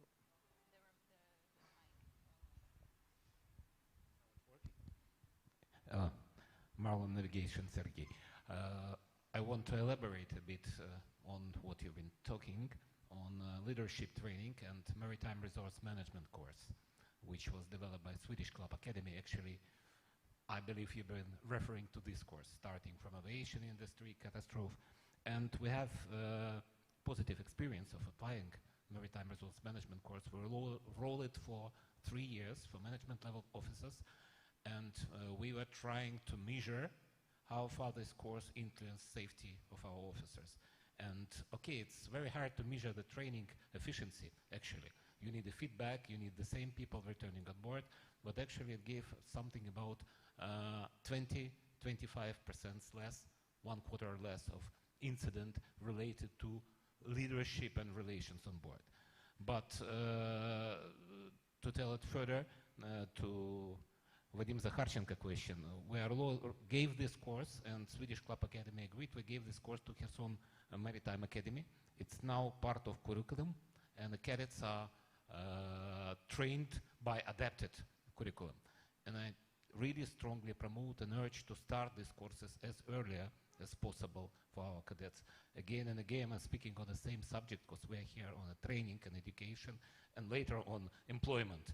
So we need the cadets from the beginning to know these basic principles from the course: challenge and response, situational awareness, different leadership types,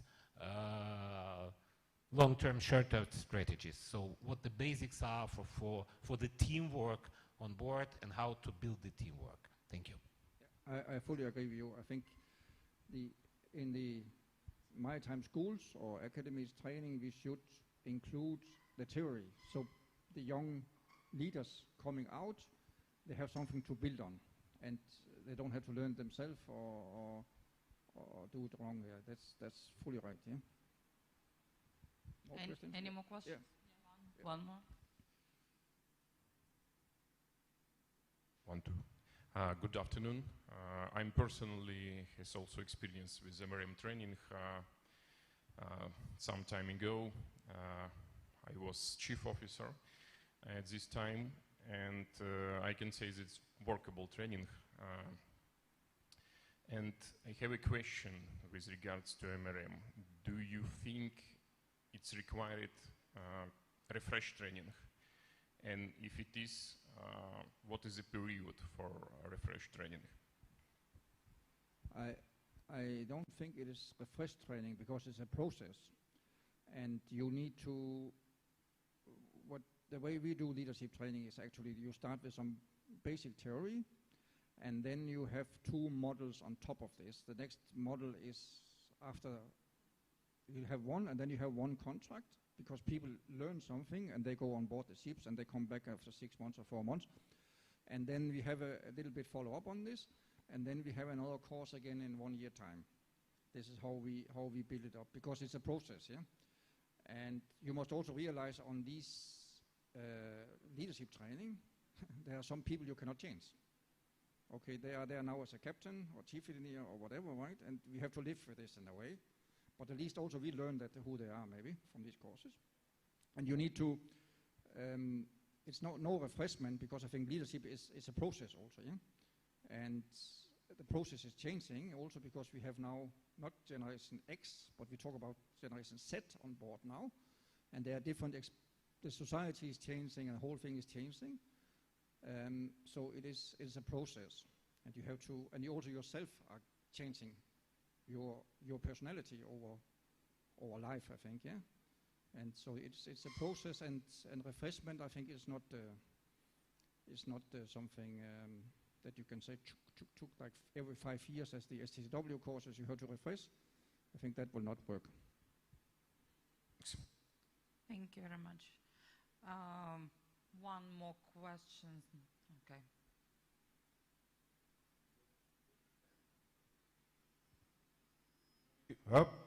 Thank you. Good morning, everybody, and thank you very much for this presentation, which is very useful and with the update of information. My name is Yevgen Bogachenko. I'm founder of educational platform called Key4Mate.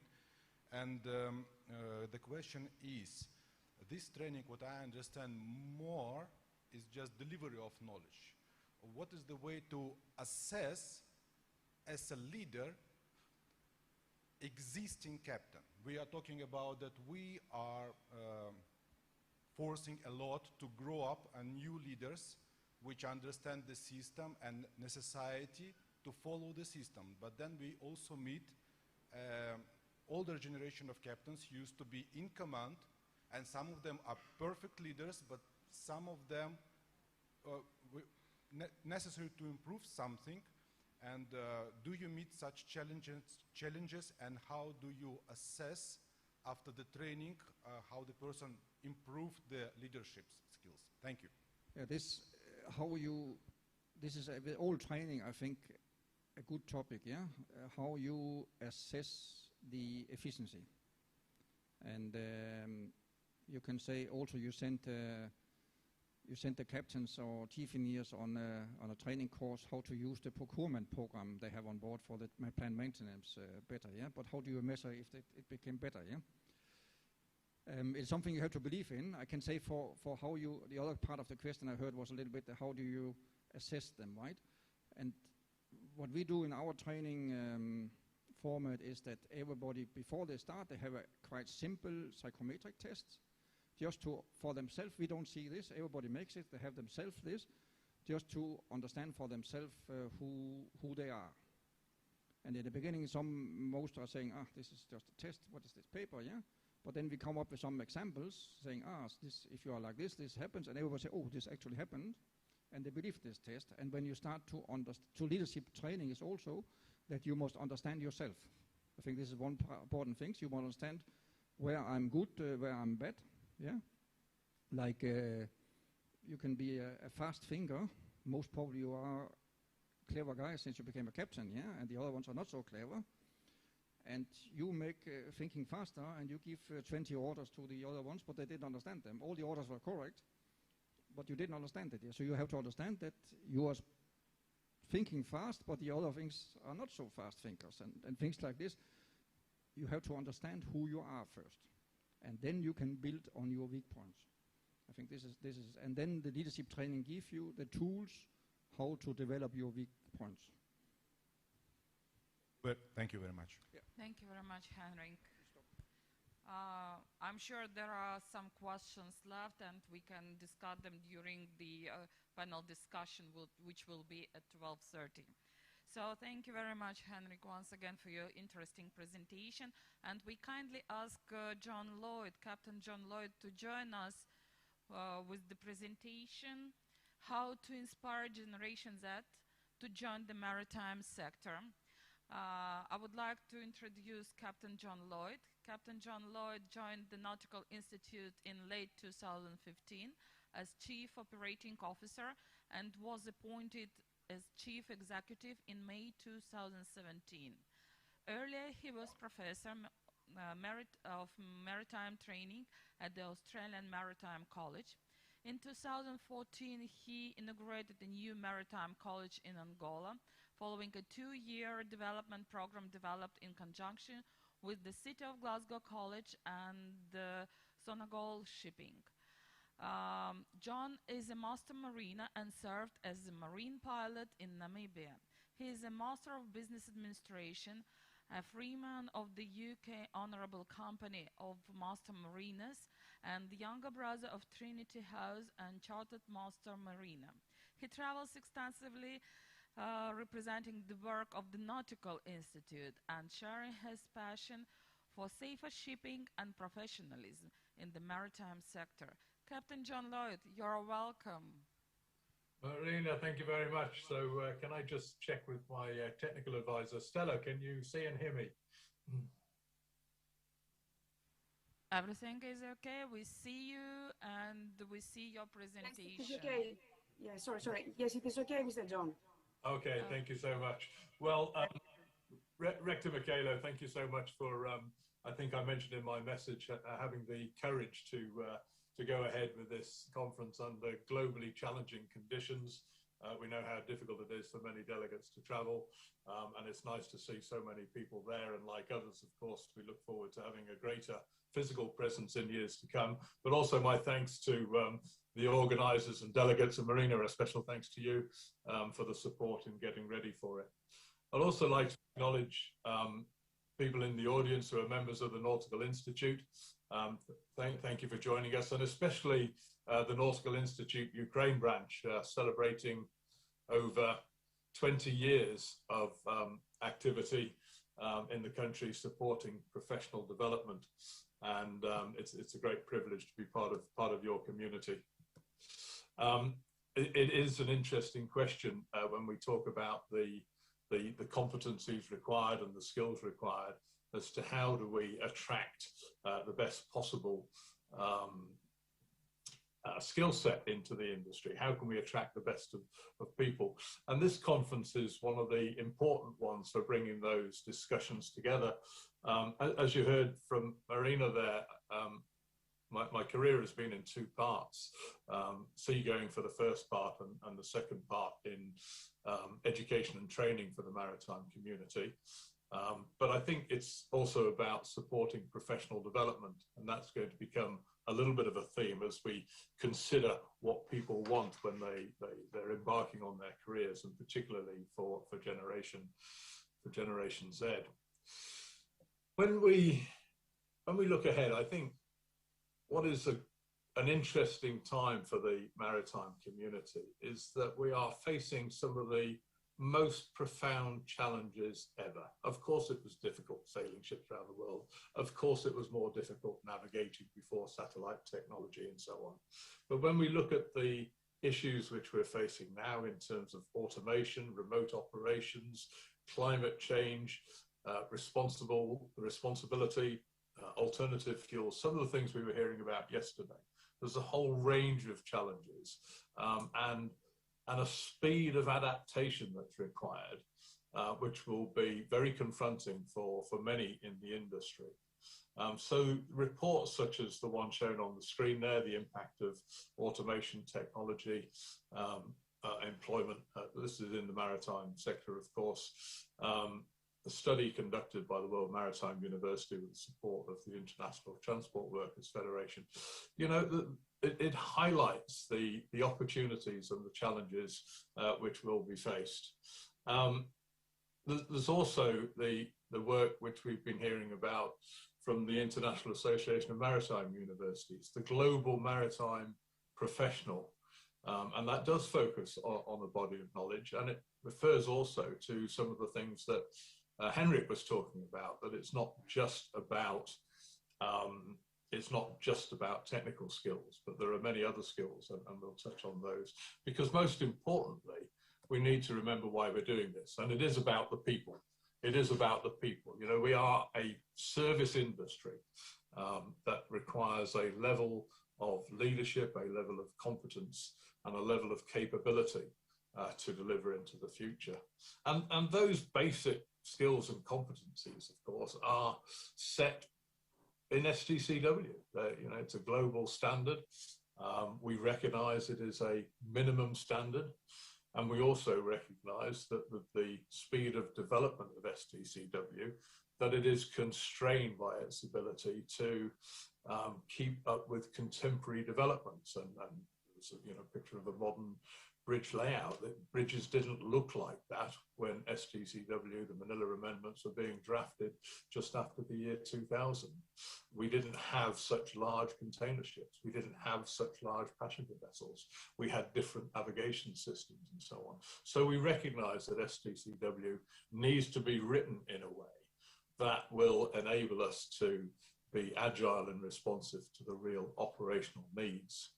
And as Henrik referred to before, a lot of that is about not just the skills and competencies, but the personal attributes that people will bring to the maritime community. Communications, leadership, and attitude fundamentally underpinning the ability of our people to be able to respond professionally and develop and operate the most sophisticated vessels that we have. So how can we attract the next generation into a maritime community? And to do that, I think it's important that we understand what it is that Generation Z, just as we have with previous generations, what it is that will inspire them. What are their values and expectations? And there are many organizations who research into these matters. And some of the things that we found through those studies, and this is a synopsis from a number of different studies, is that the sorts of things that Generation Z value and expect in their careers is to be supported through their professional development.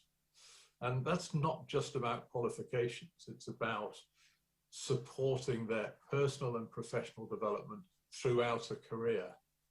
They have high expectations to be able to develop their careers quickly and to see progress.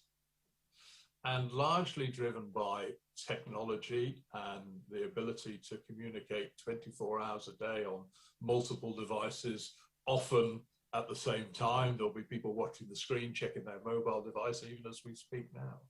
But they are involved with a sense of community, which is a different interaction from sitting next to each other as we might have done 20 years ago, but is nevertheless a very strong and powerful community that can offer support through a whole range of different mechanisms. So these are the things that they value, and we need to be able to understand that and provide that for them in their maritime careers.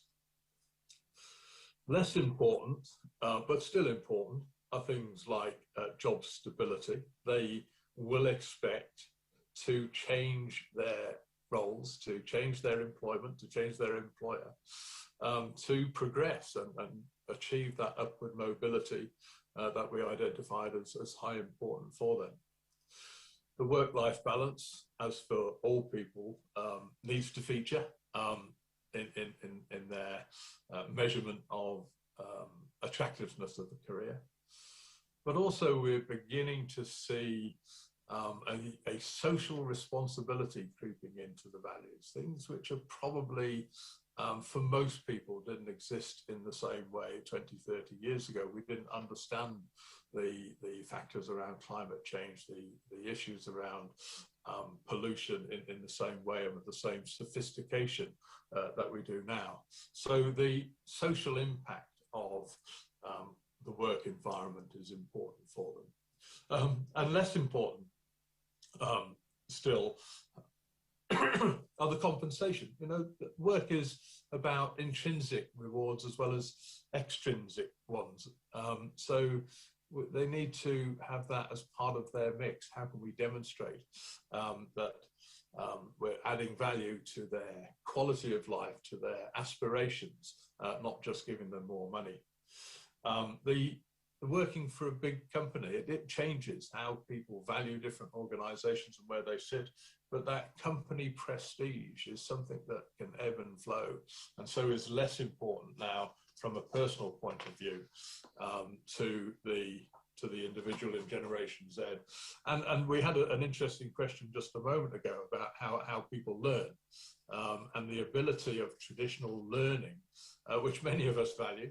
We grew up with it, and it was part of how we went about our business. But they think about that in a different way, and there's a reason for that. And we learned things because we either understood it and retained it, or we had to look it up in a heavy book. And now so much information is available at the drop of a Google search or an electronic resource or some other search engine that people can have access to. So the value of traditional learning, because that information is available through so many different sources and through that wide community that they're interacting with that we mentioned previously, there's less importance attached to that. So it gives us a whole range of challenges, and we'll consider how we might be able to address some of those in a moment. So where will they go? We do need to remember, and when we talk about digital natives there under number one, this isn't something that they have seen improve their life. This is not something they have seen change how they do things. This is what they grew up with every single day. I was in Madeira last week, and there's a child sitting in a high chair at breakfast with an iPad on their high chair table next door to their burnt toast and Marmite.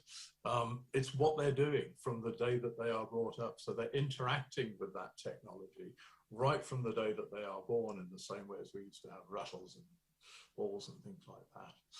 So there is that different dynamic to those of us, most of us sitting in this room. There is evidence that they do want some security and adding value to what they do. So they're not going to take unlimited risks that might have been associated with previous generations. But they are hardworking. They are aspirational. They want to own that professional development that we referred to, and to help them achieve that professional development and career progression that's so important to them. And you know, we talk in the maritime community about, and it's in the United Nations strategic goals and so on, about diversity and inclusion. It's not just tolerated, it's expected. It is the way they think and breathe every single day of the year. So there's a whole range of attributes, and if we can deliver on those, then I believe that we have a great opportunity of attracting real talent into the sector. But we need to feed all of that into the whole fabric of how we go about our education, training, and career development. And for me, I think we need to consider carefully not only where we are now, but where we go in the future.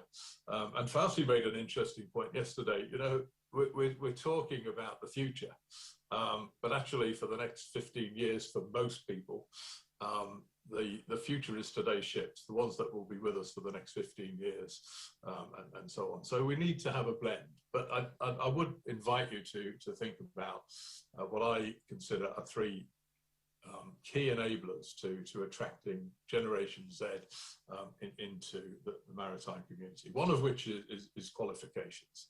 Qualifications are really important. We talk about competent mariners. Well, I flew with British Airways when I went to Madeira, and I'd really like to think that the pilot who was flying me and 120 other people was a little bit more than competent. I hope he was a highly skilled, well-qualified professional. So I think we need to consider the vocabulary that we use around maritime qualifications. We need to recognize, and the vast majority of people sitting in this room are on a second or third career, myself included. Are we training people just to go on ships, or are we bringing them into the maritime community? And when we talk about that social element, we need to demonstrate that we are working within a responsible industry. So what does that mean when we translate that into a little bit more detail? If we want to attract the best talent from Generation Z into our maritime community, we need to give them a degree, a proper degree, not a fabricated foundation degree or a top-up because you've done some good vocational stuff. We need to give them a proper bachelor's level qualification that will be recognized within their own community, will be recognized amongst their peer group, and will be recognized internationally when they want to develop their careers as part of a mobile maritime workforce. We need to recognize, as I said before, that these are highly skilled professionals working some of the most sophisticated ships and technology on the planet in a very challenging and changing environment. And so we need to move away from that word competence and talk about so much more when we're bringing them into the maritime community. And we need to consider how we fund that. You know, different countries do different things. In the UK, there's a great deal of expense around the training of seafarers, a great deal of time, a similar length of time to get to command level qualifications as it takes to be a medical practitioner and so on. So we need to think about the government funding for this, just as you would for lawyers and barristers and doctors and so on, as to how that is brought into the mix, and whether that's the government or whether that is some rich mix between industry, but it doesn't just fall on the seagoing community to fund the rest of the maritime community, as we do now, for example, with pilots. In most cases, they pick up a master mariner with command experience who's been trained and developed for an important part of their career, and then hops jobs to somebody who's not picked up that obligation for the cost of training. So there's some things to think about there. I think we also, building on the foundation of that maritime degree, recognize that it isn't just a one-stop shop. As I say, we're all on second careers that can support those areas of high importance around upward mobility and professional development. So seagoing experience, of course, will be part of that. But then within the maritime community, there are a whole range of shipping-related activities. I mentioned pilotage, we've got superintendency, ship management, and so on. But also a whole range of wider maritime opportunities. And loads of studies have been done on this. So this is just a snapshot from a little while ago, but not so much has changed when we're looking at the opportunities there, starting off, of course, with maritime colleges and their fundamental role in preparing our people in the maritime community, but linking through to a whole range of activities, both immediately related to seagoing, but then in so many other areas there, such as surveying and the regulatory authorities, education and training, P&I, and so on and so forth. So it's my view that if we want to attract this talent, we need to show them that this is a maritime community with boundless opportunities for professional development and self-realization that can come around through their initial qualifications and their engagement with us. And part of that's around technology. You know, we are doing things differently. We love to do things differently. We are adaptive. We are very, very capable. And whether that's the detail of under-keel clearances, data exchanges, but also, as we've discussed, those personal attributes. But I think also, if we're going to attract the right talent, we need to reflect on how they can contribute to the solutions of the future. And that is around developing technologies. It is around how we can embrace and engage autonomous ships or remote operated ships, and how we will deal with the challenges that we discussed a little bit yesterday around digitalization and decarbonation and so on. So we're giving them future challenges as well as operational challenges for today. And I mentioned being a responsible industry. I'm sorry, Captain Lloyd, a couple minutes more. Okay, thank you. Yeah, we're nearly there. But I mentioned being a responsible industry. So many times we see in the press the maritime, the shipping community, and it's bad news, almost exclusively, whether it's the Wakashiro, the Oceanos, the issues in the Suez Canal, the arena, and so on. This is what the public sees. And we have so much more, and we have better news to tell them this. We have got positive messages. We have got some of the finest cruise liners being developed in a modern technical way. In the bottom left there, we've got shipping and the maritime community as part of a really sophisticated supply chain network using the most modern communications and technology available to us. And of course, examples such as the Arab Berkeland and the development of remote and autonomous ships. So those together, qualifications, sector pathways, and a demonstrably responsible industry give us the opportunity of attracting that talent into the future. So thank you very much for your attention, and very happy to take any questions on my thoughts in that respect. Thank you very much, Captain Lloyd, for your very interesting presentation. Do you have any questions? Yeah, there is one.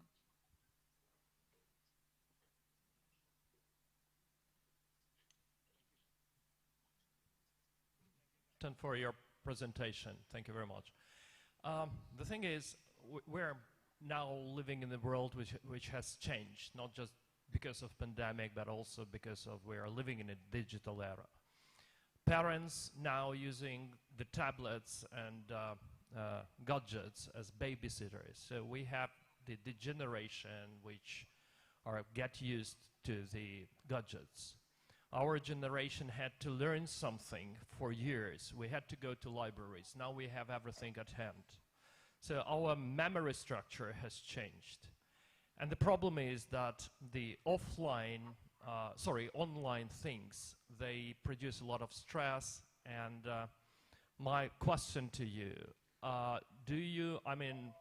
when you consider the online trainings and all that kind of digital platforms, etc., do you consider that it is really necessary to emphasize the importance of mental health while you are using a lot of digital things? Is it the part of your training, like mental health awareness and digital world? I think when we discussed before leadership and responsibility, the understanding of all of the factors affecting the people we work with needs to be part of what we prepare our people for. And that's in the office as well as at sea. But giving people the support that they need when they are in isolation, when they're away for long periods of time, when they're not having the opportunity to interact with people. We are social animals. And yes, we need to look after the mental health of individuals. It needs to be part of it. We cannot do all of our learning remotely. We can continue and refresh and engage with people interactively remotely. But we are social animals. It's important that we have effective communications. And people who are healthy physically and mentally are better at that, and that makes for safer, more effective professionals. Thank you very much. Any more questions? Henrik's got a question, not to worry.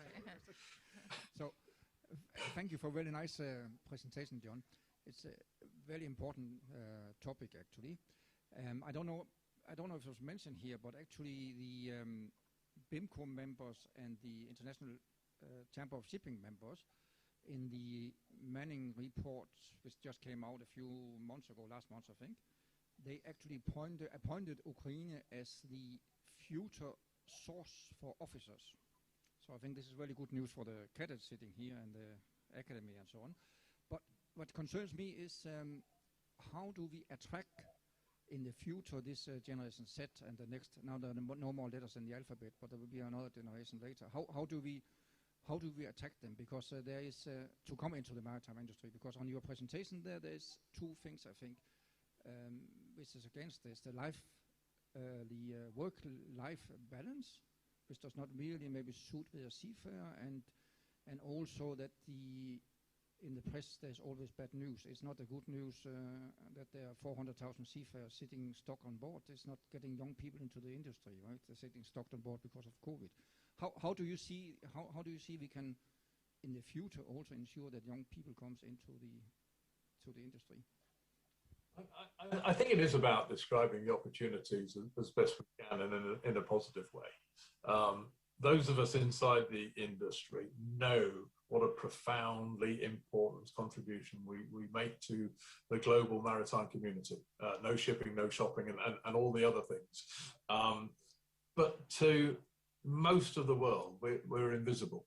And I think when they see stuff, it's generally not good news. So we've got a collective effort to make here in terms of showing what we do as part of a really sophisticated supply chain network, that we contribute. We actually make global trade happen through our professionals, and to present it and deliver it as an enticing and challenging career, which does embrace technology. And it is really tough because we've got some rubbish ships out there as well as good ones, and some of those we see in the press.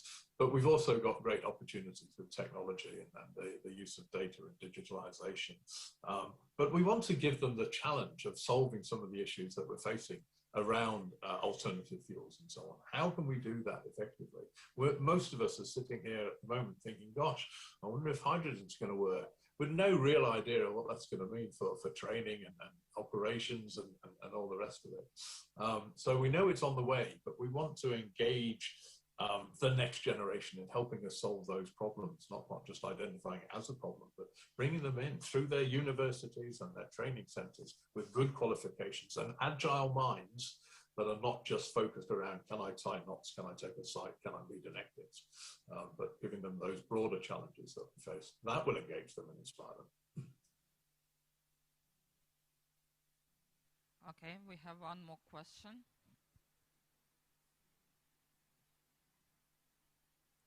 Thanks, Marina.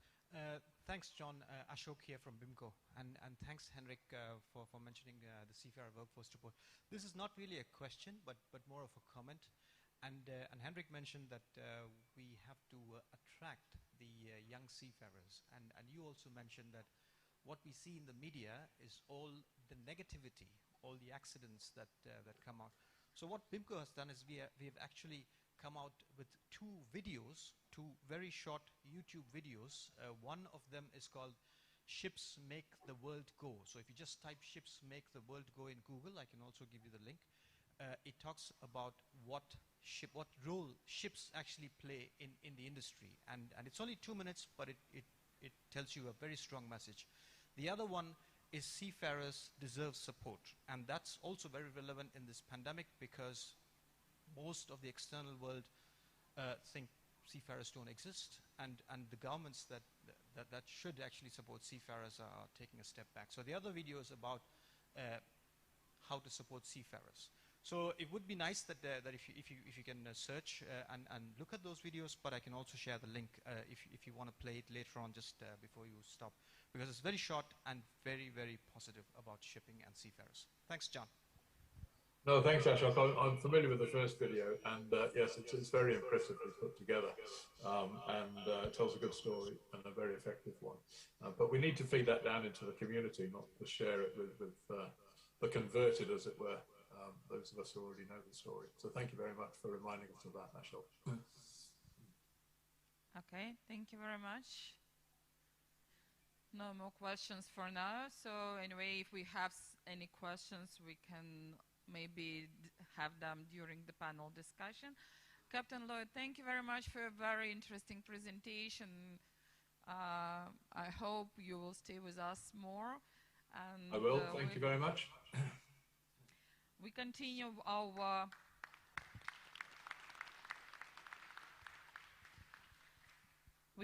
our session with the next presentation. The present challenges in crewing post-COVID-19 and its solutions. I kindly ask Binay Kumar Singh.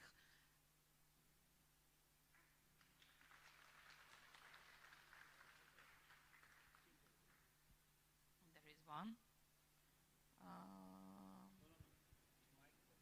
Yeah, there is one. And I would like to make presentation of Binay Kumar Singh. He is the president of the Federation of the Global Maritime Community. He graduated from Odessa State Maritime Academy in 1999 with honors and obtained a master's degree in maritime navigation. Initially working with some of the mining companies, he eventually started the company Singh Marine Management in the year 2003. Dr. Binay started BS Global Recruitment Company in the year 2020. Today he is a renowned personality on the world shipping industry, and he is lovingly called Dr. Singh Mr. Positive. Dr. Binay started Self-As Fund to provide financial and moral support to the seafarers community. He also founded Global Maritime Community to empower the maritime community. Dr. Binay's life's philosophy is treat people as you like to be treated. You are welcome, Doctor. Thank you, Marina. Very nice. You have introduced me very nicely. But I would like to and feel pride that I am a humble servant of this maritime industry.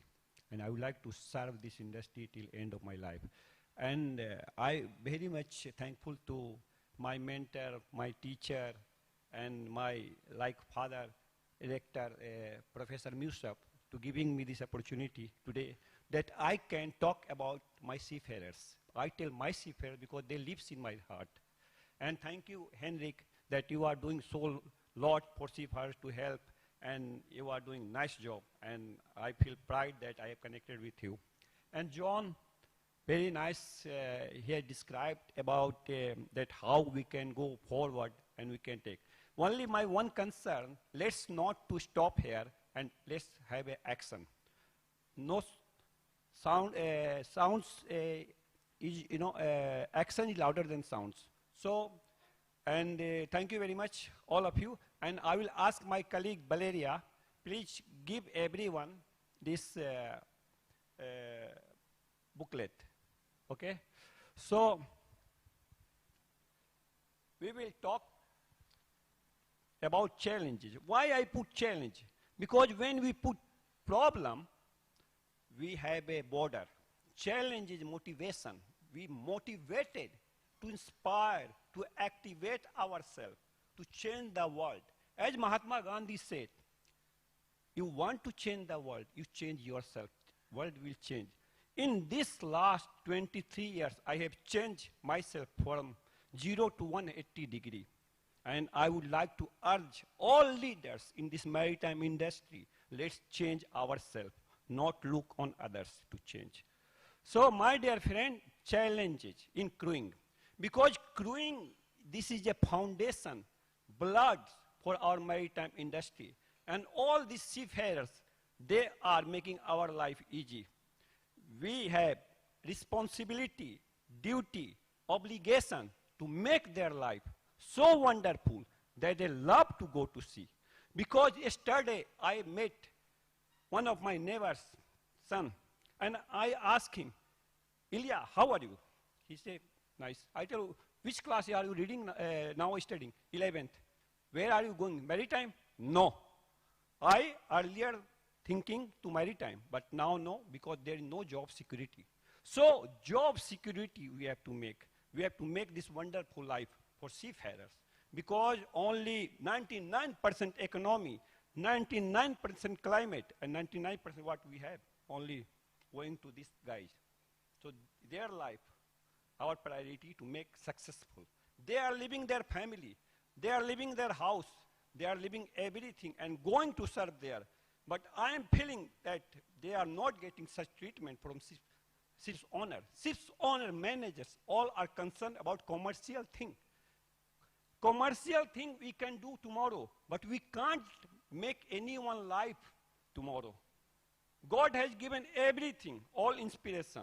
Whatever we have in Odessa worldwide, we made by all us people, but not life of anyone.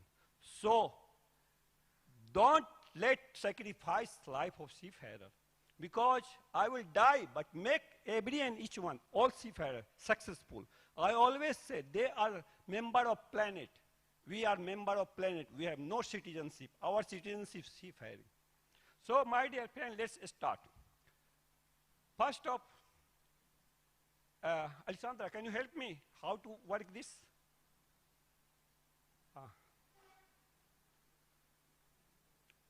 Нет, а как его дальше?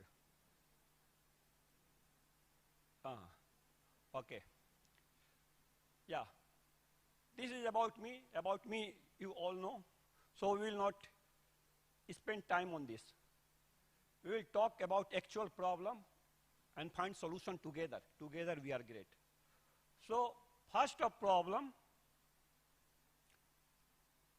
I have already told you that 2020, this is a challenging year for us, and we have to get, and as we all know, Shakespeare, when in London, in UK, very many years ago, there was a plague. He tells there is always opportunity in adversity.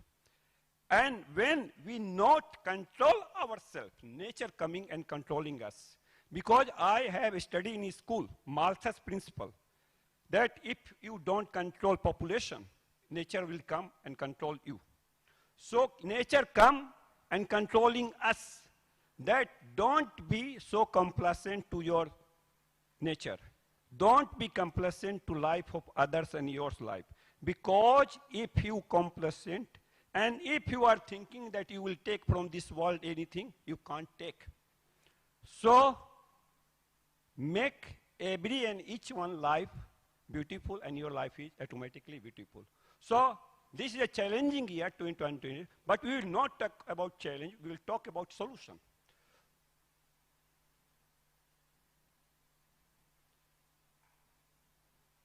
Challenge first.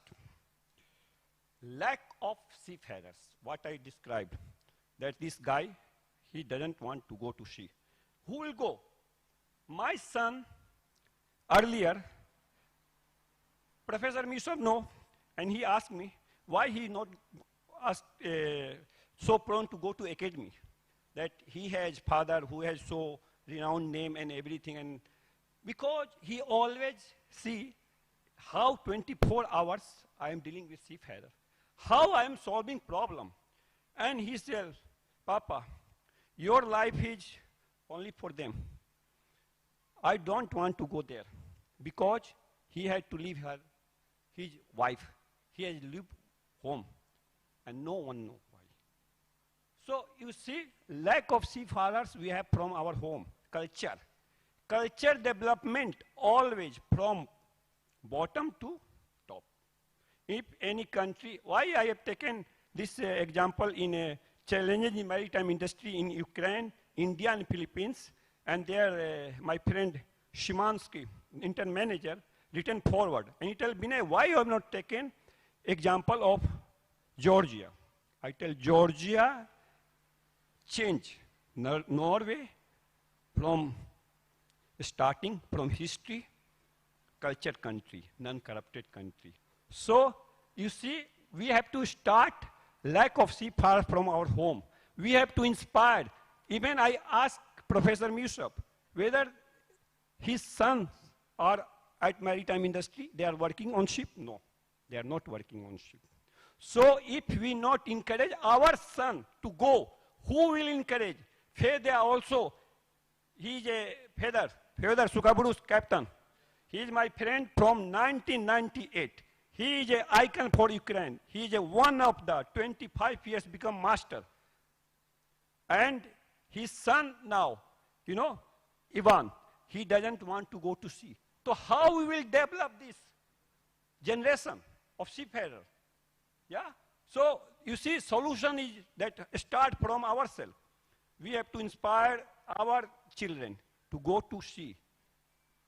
So lack of seafarers, we all know. Solution that more than 50% world seafaring community was earlier filling by Philippines, China, yeah, India. This all country locked down last year. They all came to Ukraine. I tell you have developed seed that you want food. Who will develop? When I ask all managers and owners 10 years ago, please take cadets from Ukraine, develop, they are their future. You have 20 cadets today. After 5 years, you have 20 chief officers on stainless steel tanker. Now, you told me that time you will see. Now time to nature, insisting you to not see, just do it. So therefore, you see, now all the 60% of world seafaring were, you know, all coming to Ukraine, East Europe, because India lockdown, Philippines lockdown, China lockdown, yeah. But Ukraine population, yeah, 25 million, yeah, Professor Misov, 40 million, I'm sorry. But our seafarer earlier, before COVID, 250,000 seafarers were from Ukraine. But they also, their numbers also decreased because there is no job security. Why I have to study, why I have to open my mining company if I not make any addition to maritime industry and I not get anything to put food on table? Same here. So lack of seafarers in this country become due to us because we have not developed. We were thinking that, oh, India we have, but now all company coming to me, I have today, you know, requirement for 10,000 seafarers. Biggest company in this world, they are all coming to me. I tell my dear friend, you have not developed seeds that you have. You want ready-made? Why Henrik give me his best chief officer? He has to employ on his ship. Same. But from where you get? Develop. So if we not develop, you have not right to enjoy. Someone should cook. Why I have to cook for you? You cook and you use yours. So lack of seafarer and solution, I think we all clear. Yeah, Captain Boyka. Solution clear. You also know where is solution. Develop and enjoy. Oh, crew change restriction. I already covered this topic. Yeah, crew change restriction. You know, problem we know. Therefore, last year, when ANGLO-EASTERN came to me and tell this Captain Singh from Hong Kong, Dr. Singh, any solution? I tell yes. There is always solution. You knock the door of opportunity, possibility, and get to solution. Be solution-oriented, not excuse-oriented. My book, where Captain Korea written forward. So, you see, I have that time launched GSR because Singh Marine is a Ukrainian company. We have not right to supply other than Ukrainian, as per Ukrainian government. As we say, if you live in Rome, you have to be at Rome. Yeah? Yes? So, I launched this company GSR to help maritime industry. Then we have an option to send seafarer from Latvia, from Georgia, from Philippines. Yeah? And there are jobs. There is a restriction in Ukraine, but there is not restriction in Belarus. Seafarer get by bus to Belarus and fly. There is solution, right? In Norway, there was not restriction. Another port restriction. By train, someone get. So why? Because we were not thinking about Indian only and Filipino. We were thinking. So make your wider range, and you have a solution. So crew change restriction also is our own problem. Because when we see that crew change, there is restriction in Singapore, someone tell me that, you know, Singapore government is purposely making all ships not allowing to crew change because they have no Singapore flag. This is also not good. Why? Seafarers, they are not working for only Singapore. They are working for whole world and for Singapore also.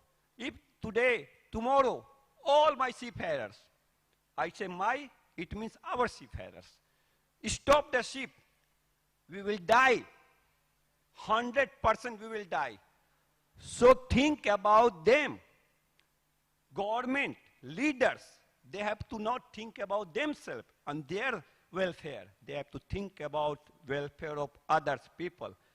When I adopted myself as a leader of maritime industry, I tell, Binay, your life is not for your family, not for anyone, for others. I'm living for others, and others is also, because this is like a boomerang, positive in, positive out. So you see, everything, crew change restriction, and leaders, we have to dare and tell that Modi or anyone, I am talking with, you know, DG Shipping in India, that you put mandatory that if this academy not provide seat time, close. I will 100% succeed in this because together we are great. You are also on same page. And same we are making because today I have taken challenges in Ukraine, India, Philippines, Nigeria. You see? And crew change restriction, this also we can inspire, motivate, but action should be. There is no action. Everyone giving lecture. When someone told me, when is your lecture? I tell lecture, you can go to your university. Professor will give you lecture, but I'm not giving lecture. I'm giving heart feeling where I am putting my 100% blood and 100% 24 hours because you can tell me, anyone in this history of life written 110 books in 1 year, I have written. Because why I have written? Because you all have inspired me, motivated me. I'm not feeling proudness that I have written. I feel pride, and I want that you write 200 books, 300 books. Someone from America approached me, tell, Binay, why not you apply Guinness? I tell, this is not my purpose, Guinness. My purpose to make every and each one successful. That is my ambition of life, and I will make it together with you. So this is a crew change restriction. Next slide. We will here talk about lack of officer. Lack of officer is more critical than lack of general seafarer. If we have not today in academy, like Professor Musab, where was the academy? Where was the Ukraine? Where was the maritime industry? Same, we have to think about master. When one of master in ship during lockdown stop ship at Fujairah OPL, and he tell, I will not go to Gulf of Aden even if I get military convoy, naval convoy. I tell, my dear friend, if you are a real master, you have to even forget that your life will be there saved, because you have your team. And he said, Mr. Ashok, I will not go. I will die, but I will not go, because Gulf of Aden, there is a pirates. I tell, we study in academy that only smooth seas make you bad mariner. You are not leader, because then he close his cabin when your team is fighting. You tell me, my team start fighting and I will go underground. I am leader. I am not leader. I am even not servant. I don't know what I can say. So, lack of officers is a more vital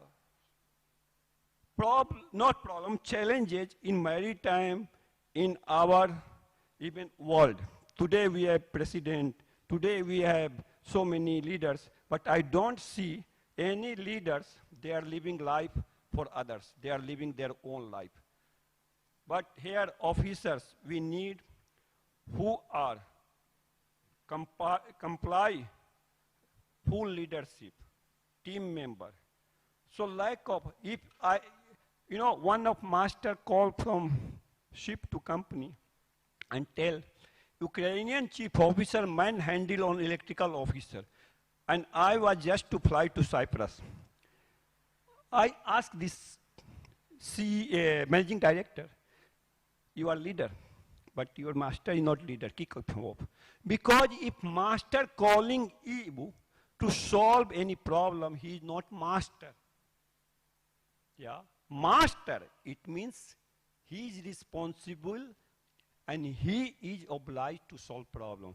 So you see how this lack of officer more important than lack of general seafarers. I mean, from one vessel to another vessel. Then, Dr. Singh, I'm sorry, 3 minutes more. 3 minutes, no problem. I will capture. What I would like to say, I have already told, because I don't want, as people say, lecture. I want action. COVID vaccination. Here we have COVID vaccination. This is not problem, this is no challenge. Here a solution I would like to come. 3 solutions. Every and each company, they have 3 group of people. One who has a maritime industry experience and psychologist or doctor and aware all seafarers.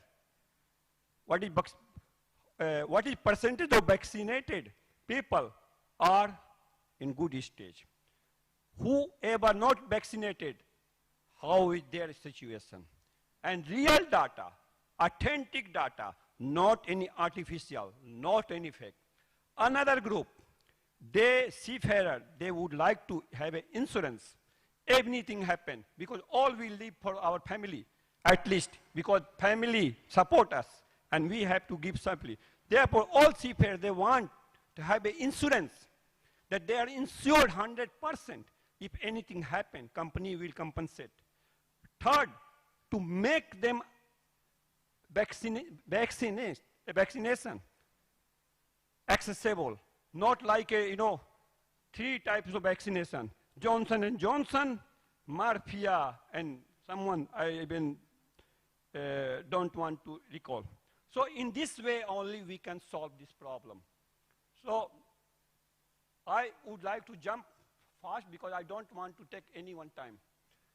Fifth challenge, a lack of education and training. Already my friend, Mr. John from Nautical Institute, my friend Henrik addressed this, that's very much important. But education starts from your home. I educate myself every day, resilience and mental health. Binay, you have to do 100 push-up, 100 squat, otherwise you can't be successful. So you put in yourself and you train yourself. Two types of students. One who go to academy only just for formality. Another teach himself. I was also a student of academy. And in first course and second course, I was not studying. I was flirting. I was drinking. But in second course, going to my angel, Professor Musab, when he told me, Mr. Singh, you will not pass my examination if you not get to my class. And till now, I have attending all my classes. So you are my angel. So we have to train, educate ourselves, not for formality. Lot of company to the training only to make money. This is not acceptable. Make such, like this, we have 100 type of like this. Why? Seafarer before joining ship, he had to spend time with family, solve problem, not to exceed this electronic, this chrono, this larano. Why? Uniform, like a car, every car, one system. We have to, in this way, we have to train them in a short way to get them trained that they can walk nicely.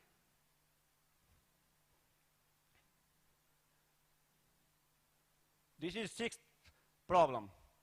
A lack of, already I have discussed, lack of job security.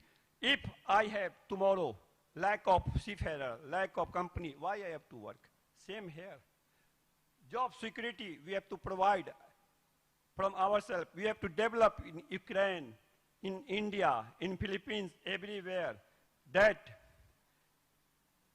those number only getting, who is passed out from maritime, getting job in maritime sector. Today in maritime sector, lot of people are working who have never even see ship. Why? There is a lack. Agree? Mr. Ashok.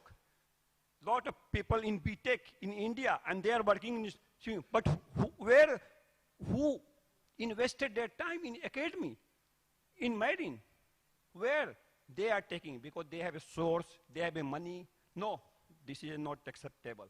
So if we get to this challenge and we get through, then only we can find solution for job security. I already did shipping, and Ukraine also I want to talk with Minister Infrastructure. I always infrastructure or something. Yeah, that if you want to make successful Ukraine, you have to give job to all seafarers. And you have to help them, not to make like this, that they will not get documents till 2022 because someone want to make money. You can make money, but you will not take money with you in that life. So make all this successful. And don't be corruption, we are start from our home. Both are guilty. One who give money, one who take money. Both should be punished. Then only we can control corruption. So lack of security, and seventh will be mental health. Today we have already discussion about mental health, and I have written book on mental health. Mental health, we all, every challenge a problem in mind. Clean your mind, talk with nice people, associate with nice people, everyone nice. Some are not happy with life, let them make happy.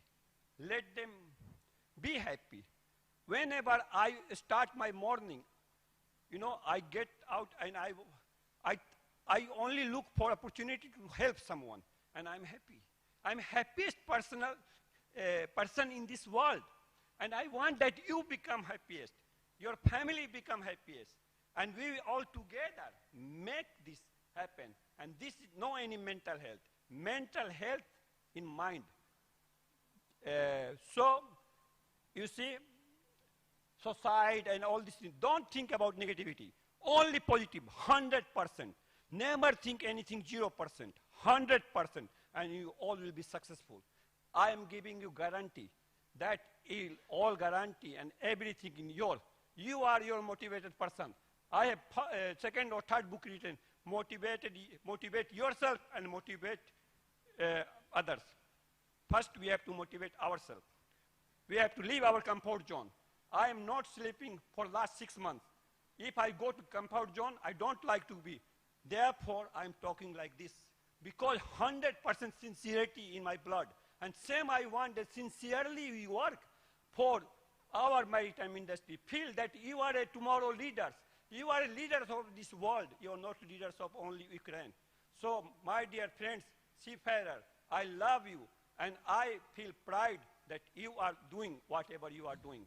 And I will 100% telling with Professor Musab, with Captain Boyko, with Mr. Srivastava, with Henrik, with Marina, all will make you successful. That is my commitment. So, going forward, everyone know where we have to go forward. Action, action, take action, action. No action, no play. As one of Boxer or Tyson tell, take action. So, my dear friend, thank you very much that you have given me opportunity. Listen me. So, let's work. If any question. Thank you very much, Dr. Singh, for your very interesting and very impressive presentation. If you have any questions, you are welcome to ask them. Do you have any questions? Yes, Mr. Ashok.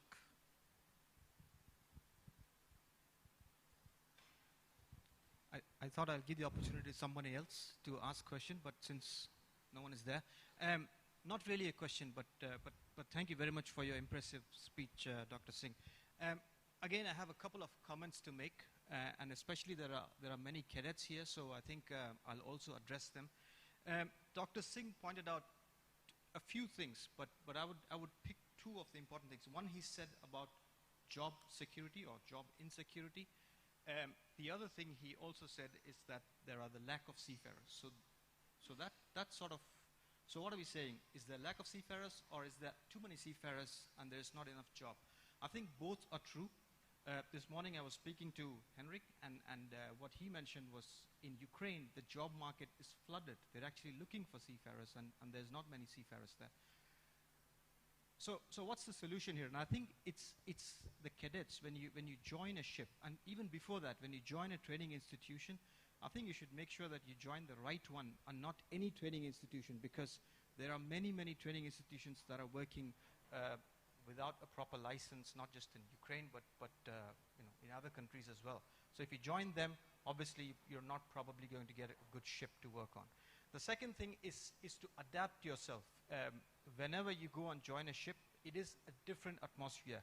It is not the atmosphere that you see here, where you can talk with friends and have a good life. It's a very different atmosphere, and you have to adapt to that life. If you don't do that, it is going to get difficult, and you are going to get problems in finding further employment. So that's the second thing. And very quickly, I want to address one more thing that Dr. Binay mentioned, and it's about piracy. I have worked at sea for 18 plus years, but one fine day I said I will not work at sea anymore, and that was because of piracy. My company asked me to go and join a ship in Nigeria, and this ship will continue to work in Nigeria for 3 or 4 months, and I said no, I'm not doing that. And that's because there is a lot of piracy incidents happening, and seafarers are being kidnapped, they're being killed because of nothing wrong that you or I did. So it is my request to all the companies that are here, all the crewing institutions that are here, and those that are watching this online, that BIMCO has come out with the Gulf of Guinea Declaration, and this declaration talks about the dangers in piracy, and we want as many companies to sign up, because what we then do is take this to the government and various different governments and ask them to come out with action to eradicate this problem of piracy. So just a request to all to log on to BIMCO website and sign up, or just send us an email, and we'll put your company's name onto it. Not just company, but also training institution's name on it, because the more who sign up, the stronger this voice becomes. So thank you very much. Thank you, Ashok. Thank you very much. Thank you everyone, my dear friends. And this is not limited. You have access to me direct. You all can just Google Dr. Binay Singh or Binay Singh, you will get about me. I am everywhere accessible, and I am accessible for every and each one. I have no ethnic category. I have no any caste. I have not religion. I am a member of planet. And same I would like to suggest you. And now my friends and my partner from Indian restaurant, now can you please give everyone Indian food, because Indian environment we are today giving. Because I have here also partner with Indian restaurant. I'm going to very soon open in Odessa, that because I would like to bring Indian culture to Ukraine, Ukrainian culture to India. India, Ukraine lives in my heart. I have written even book, Ukraine in my heart. And now tomorrow our birthday of mother, Odessa, and I have written book, Odessa Paradise on Earth. Odessa Rai Najimle. So let's enjoy our beautiful life, my dear friend. And all you have, beautiful life. So nice, beautiful girls we have. Beautiful, handsome boy. So we all live for you. And you are our future. You can always get access to me and attend my all training. I have a target to write this year more than 300 books to help all of you. My books is not so expensive because I am writing to help all of you. I am helping myself first of all, motivating. Change yourself, change the world, Mahatma Gandhi says. Nelson Mandela said, I am a humble servant of my country. I tell I am a humble servant of maritime industry. Thank you, my dear friends. Thank you very much. Now we can see your philosophy, especially treat people as you like to be treated. So that's why we can see it now. So this is very wonderful and very impressive ending of our session number 4. With the presentation, present challenges in crewing post-COVID-19 and its solutions, and especially with the session 4, crewing and standards of maritime education and training.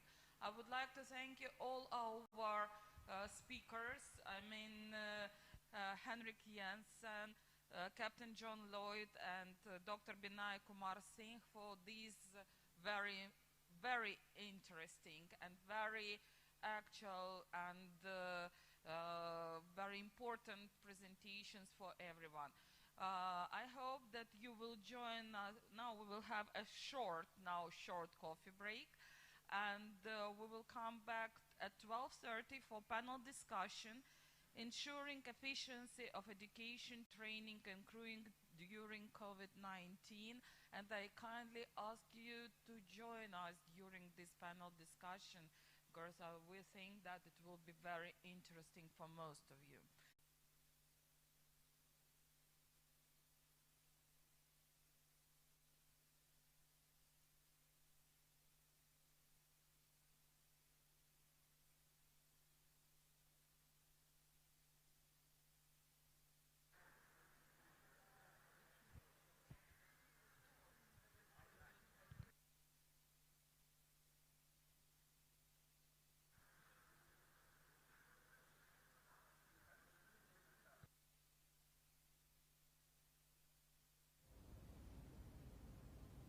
We've talked about ships.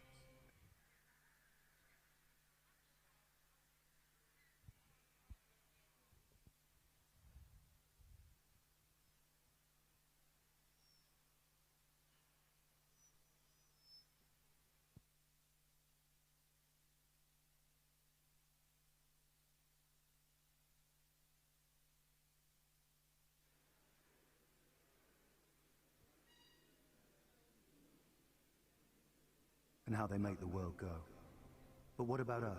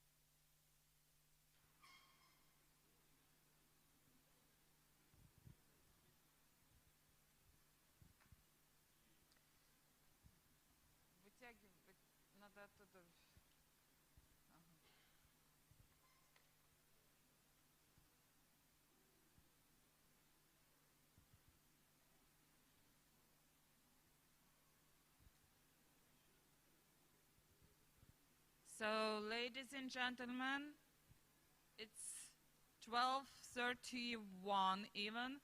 We have to start with our panel discussion. I kindly ask you to take your seats.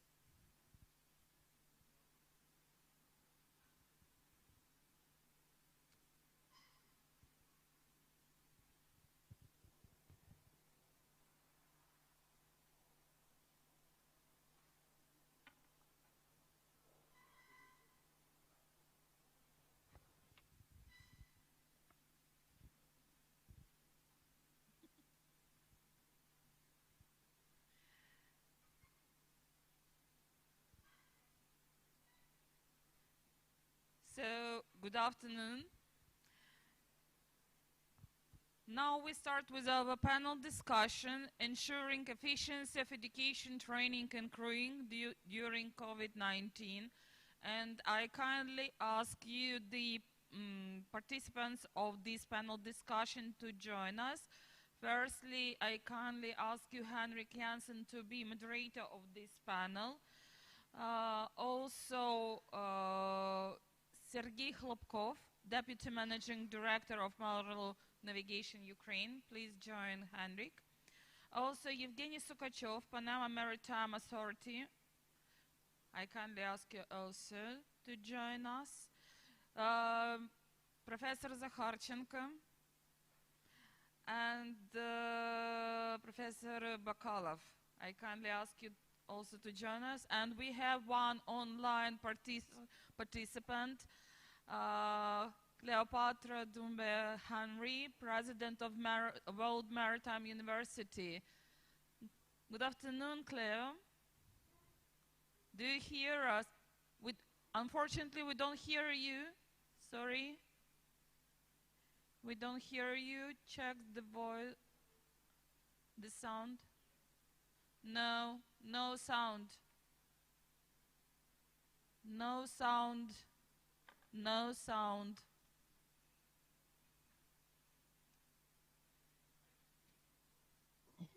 Can you hear me now? Yes, yes, Cleo. Good afternoon. Good afternoon to all of you, and thank you for having me. We are glad to see you here. So today we have, again, I would like to again announce the panel discussion, ensuring efficiency of education, training and crewing during COVID-19. And also I would like to ask Henrik to let us start with the two movies, two movies that were presented by Ashok Srinivasan. So these are two movies that were announced. The first is Ships Make the World Go, and the second is Seafarers Deserve Support. We can start with the first movie.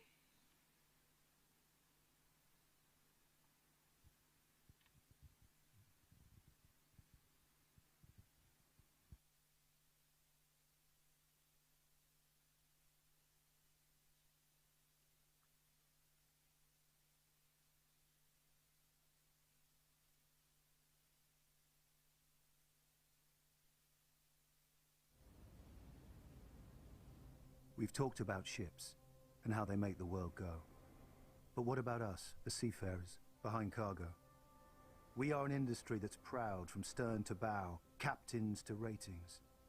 And we are asking for governments around the world to take responsibility because we have the right to be safe, to go home after work, to stay protected, not be forgotten about or neglected. Look closely at the job we love to do. Understand what it means to be part of a crew and what life at sea really means. So think about this, that today, while you sit in your office or spend time at home, there are 1 million of us on 60,000 ships. When eyes turned to our industry and saw that trade stopped, they saw the news, the 220,000 tons of steel, but what they didn't see are the people that keep it all together. The 1.7 million of us, the bolts and the screws, the talented crews, the passion, the piracy, the underlying threat, the unique skill set, the relentless shifts and hours, the loved ones of ours, but neither do we, for months on end, pause and comprehend the conditions we face, the risk and unpredictability of this immense open space. Yet we wouldn't trade it for anything. So we ask for support. As we work to connect the world, to enable your everyday, the way you live, the way you play. Life on demand, a seamless flow. We are the people on board the ships that make the world go. It's our responsibility to facilitate your lives. It's the government's turn to look after ours. It's time for this sea that brings us so much to bring us all together. As we ask you to recognize the role we play, not only in world trade, but the world.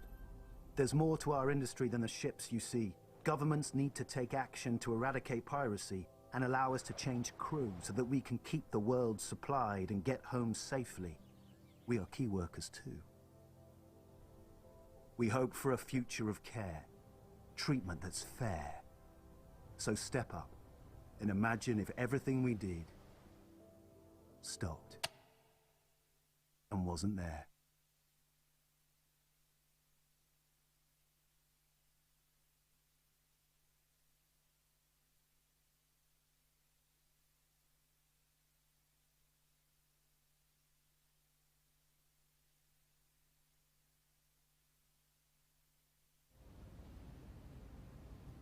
We've talked about ships and how they make the world go.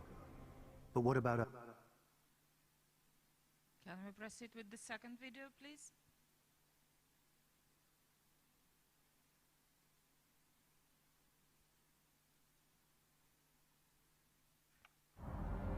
at a time when the world stopped?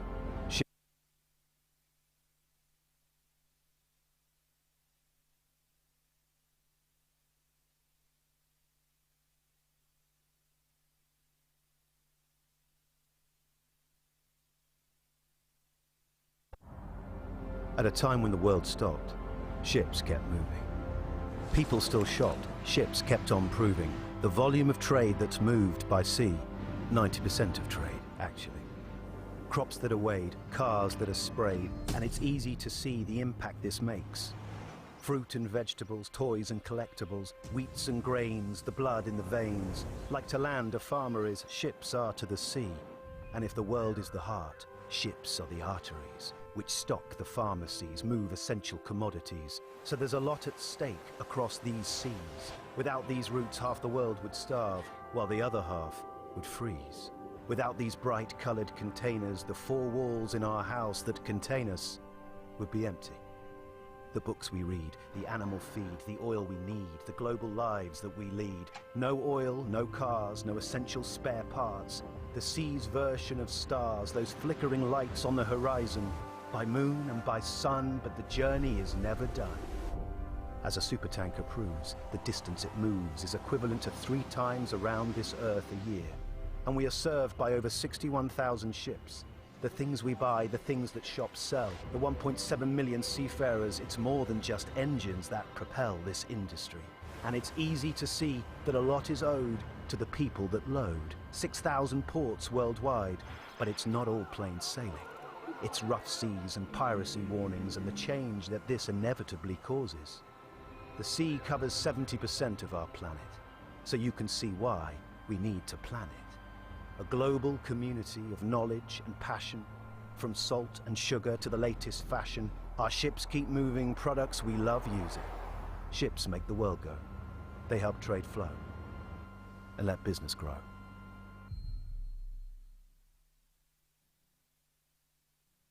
Thank you very much. Henrik, you're welcome. We've talked about ships and how they make the world go. So, time to say good afternoon then. Welcome to here the panel on ensuring efficiency of education, training and crewing during COVID-19. So that is could cover a whole conference itself, I think. First, going back to the videos here, I think it's a very great videos, and it's good that the industry bodies are trying to raise the problems we have. My concern is, do you get this out to a wider audience? It's circulating on LinkedIn and so on, but really does it go to the decision makers in the governments and so on? But this is a different topic. But it's a great video. I think good. The BIMCO should have applause for that. So coming back to our panel here, let me, maybe we just start, everybody make a short introduction. Maybe Sergei, you'll start. Okay, one more time, my name is Sergei Hlepkov. I'm Deputy Managing Director of MALO Navigation Ukraine. Actually, my bio is very short. In 1993, I graduated Odessa Maritime Academy, Honorable Academy. Sailed on different cargo ships up to chief officer position, got master license, and very interesting offer to join young team of MALO built here, MALO office built here in Odessa. It was in 1998. Since then, I am working for MALO. I have become a managing director, deputy managing director in 2010. And since now, working and developing this office for MALO for 23 years. It's part of my life, being with the Seafarers, being with MALO, and building a MALO network in Ukraine.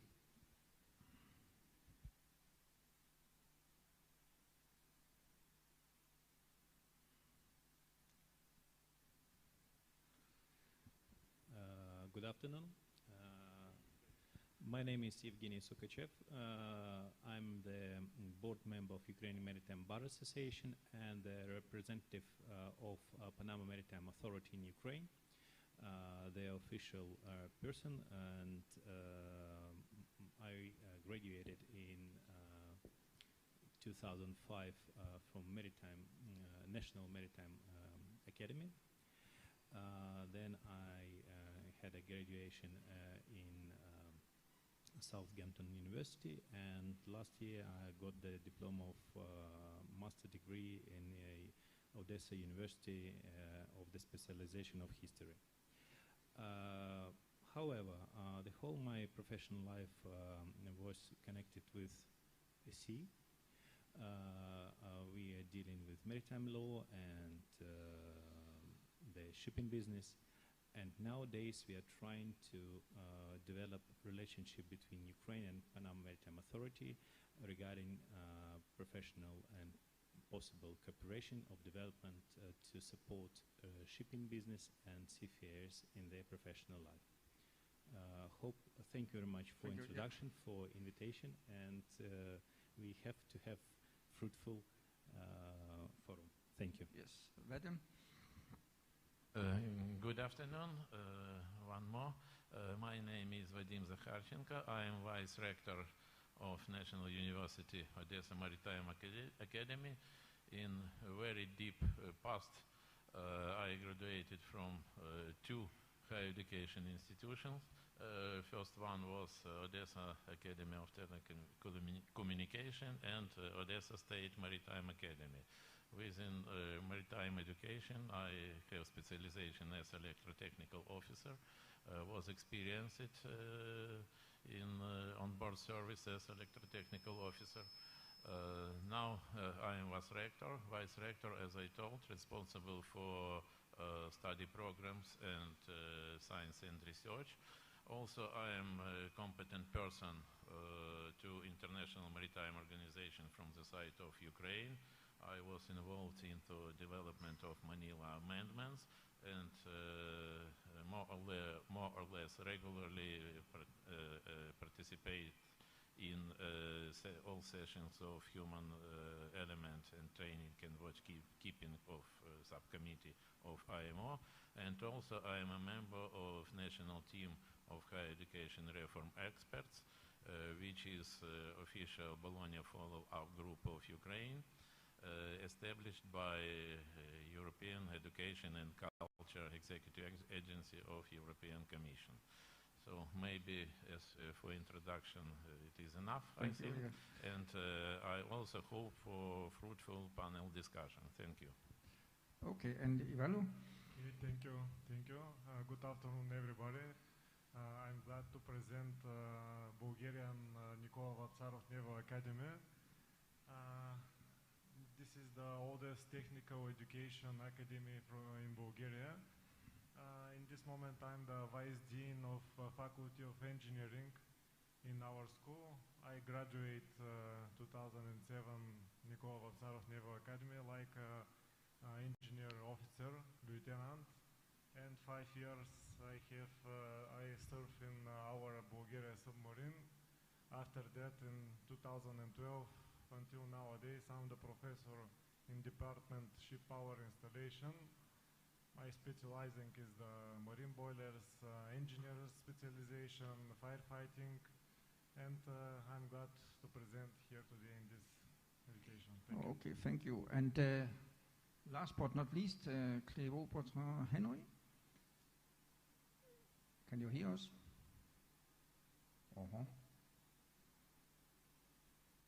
Hello, Sweden. Can you hear us? She cannot hear us, technical department.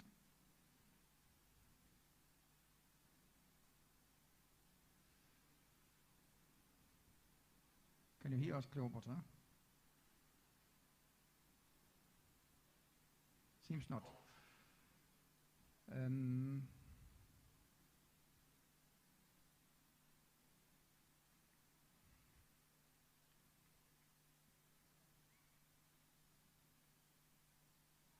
So he's blocking in something.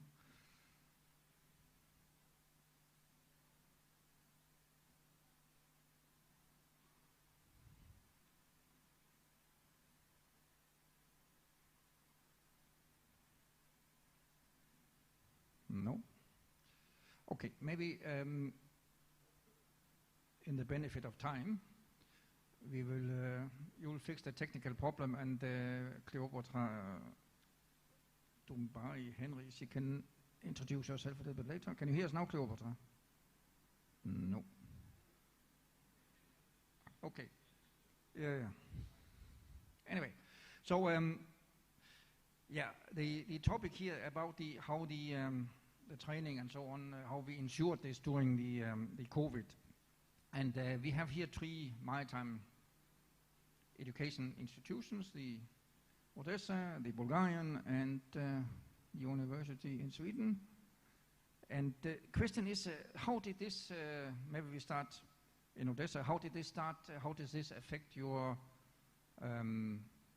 way of teaching and training the COVID? I think you was in lockdown also here, or how was the situation?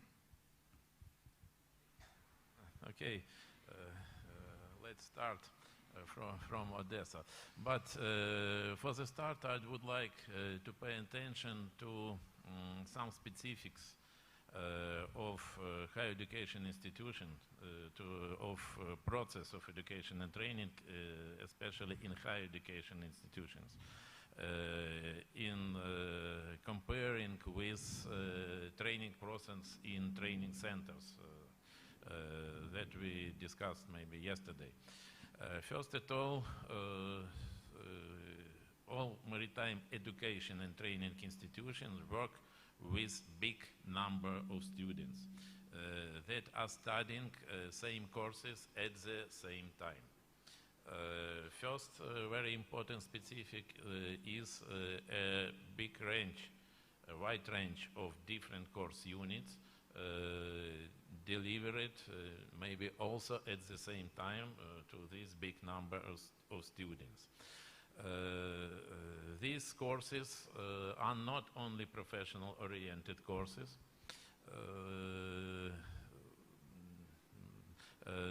We have big range, also a wide range of courses. One of them more theoretical, delivering basics like math, physics, chemistry, electrotechnical, and so on. And other courses are devoted in social competencies or soft skills, and also very important professional-oriented courses devoted to competencies defined or established by STCW code. All these courses can be delivered by, if we are speaking about lockdown period during COVID-19 pandemic, all these courses can be delivered by different teaching methods. Some of them can be really delivered with use of distance learning, but others, as we told in previous session, cannot be delivered by distance methods. Did you then switch to distance learning on some of these courses, or how? Yes, I will speak about that. So first of all, in my opinion, each institution, even for the courses that could be delivered by distance learning methods, different learning platforms can be used.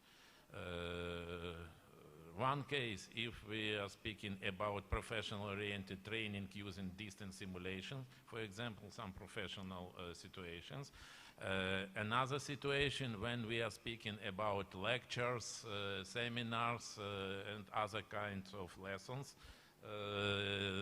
and other platforms should be used. So, in my opinion, each maritime and training institution, especially higher education institution, should develop and adopt own policy related to its activity during such period. It should be selected a set of different platforms and established within institution. So which platform did you move to? Yes, in my institution, we, for conducting regular lessons, we used, like now, Zoom, Google Meet, and some another platform for contacting a big number of students. Yes. But as we told yesterday, some distance simulations of professional situations also can be used. Yesterday, my colleague moderates, Alexander Pipchenko moderates panel discussion, and he developed a special platform for teaching and learning in navigation, as I remember. Maybe he is here and he will explain them in details if it will be necessary. So different platform can be used. Okay. So as for start, I think enough. Yeah. Yes. Thank you very much. Did we get? I just want to ask: Can Sweden hear us now? Cleopatra, are you there? She's there, but she cannot hear us. Any way to connect there? Maybe give a telephone call or something to get the sound to work. Still not working. Just moving on to Sergey here. So we also have a large crew manager here, and I'm sure you also got affected by not the statutory training, but your value-added training and so on. How did you cope with it? You could not do pre-joining briefings. I think training had to stop. Or how did you do this? Let's start. We have different types of trainings and briefings for the crew as per company training matrix, which are addressed as priority trainings, mandatory trainings, and recommended trainings before embarkation, not to mention the trainings required by different customers and clients, special customers trainings. But normally you should brief the crew before departure on a vessel or on a travel details and so on. So this day-to-day routine, and just to mention the scale of whole Marlow, it's on average in Ukraine we had to have before COVID times 25 to 30 departures from Ukraine per day, departures of the crew changes, and in the whole Marlow it's on average 80 to 100 per day. So on average, every common day before the COVID times, we had to have 2-3 crew in a plane at the air at any given time. So its logistical task was to shift everything to the distant mode, to brief the crew properly, and same time to adjust and to change, to add new content of the briefing. So we should adjust the briefings to the COVID realities, and the world was changing quite fast and dramatic, so you cannot do just pure generic COVID briefing, wear a mask, wash your hands. As well, we should provide a crew, we provided every joining crew with a safety set of 5 masks, gloves, sanitizers, face shields for the long flights. So all these need to rearrange, reshuffle everything. Lucky before the COVID times, following the trends, we cannot be out of the trends of reality. We've been developed 4 platforms for the crew. So there is so-called crew platform. So each crew can log in into their workspace, into designated cabinet, where he can read all the materials, all briefing materials, all training materials, so-called crew portal. And then it's vessel portal, designated for the ship masters, for the ship administration, vessel circulars, and so on. Vessel portal went online. Crew app, which is similarly duplicating the crew portal, but it's for mobile phone, and the crew could go as well to all briefings, get the circulars, get notifications, and Seagull training platform online for CBTs. Yes. So everything of this was in slow pace developed, but COVID make us to shift the gears so much faster, much faster. New things, yeah. Yeah, to move the things faster. Yeah. Here maybe we have Sweden and Cleopatra Henry here. Oh, hello. Can you hear us? Yes. Ah, very good. So we moved a little bit on because we had a technical problem to hear you. We are discussing now. One topic is how did you cope with in your institution? How did you cope with the training and the COVID? Did this change anything how you delivered the training? Can you say some words on this? Yes, I can certainly. Yeah. Can you hear me well? We hear you very well now. Okay, very well. Well, as with respect to the question that you've just raised, well, among the lessons that we have learned is the need, in fact, to keep an eye on what education is and what we are trying to achieve. And one of the things I would say is do not get stuck with the means of education, but look at the true ends of education that we are seeking. So it is easy to make the mechanics of what we have done over the decades and that have become definitive of the ends that we seek to achieve. But it is important for educators and institutions to maintain a focus, not just on the mechanics, and that's the message I would pass, but on the outcomes and the ends of true education. This is critical for us. The mindset allows us to adapt and to be resilient when changes come, as we have had to adapt with COVID-19. The primary end at the end of the day is to ensure that the students for whom we have responsibility, that we are able to enable them in the best of circumstances in which we are operating to be able to, the ends of education to be achieved. So it's the mindset and the adaptability and the resilience that we all need as these changes impact the way we normally would work. So the primary end really is to keep in mind that the student is the most important. And therefore the learning, the designing of our curriculum, and the delivery of them is more than just bells and whistles. It must be instead about innovation and student learning. This is the message I would want to pass in this respect. Yeah. There are many other things I can say, but thank you. That's a very important point, I think. Just turning to Bulgaria here, so how did you also switch to online platforms, or how did you reach out to your students during COVID times? Yes, we use this solution. In Faculty of Engineering, we use also this cloud application of the different firm Wärtsilä, Kongsberg. But because I'm not only the professor, I'm the NATO officer, and they teach us every presentation to start with little joke or little funny picture. And I want to make the compartment between the online learning and to drink the non-alcohol beer. Okay. Yes, yes. This compartment is the same taste.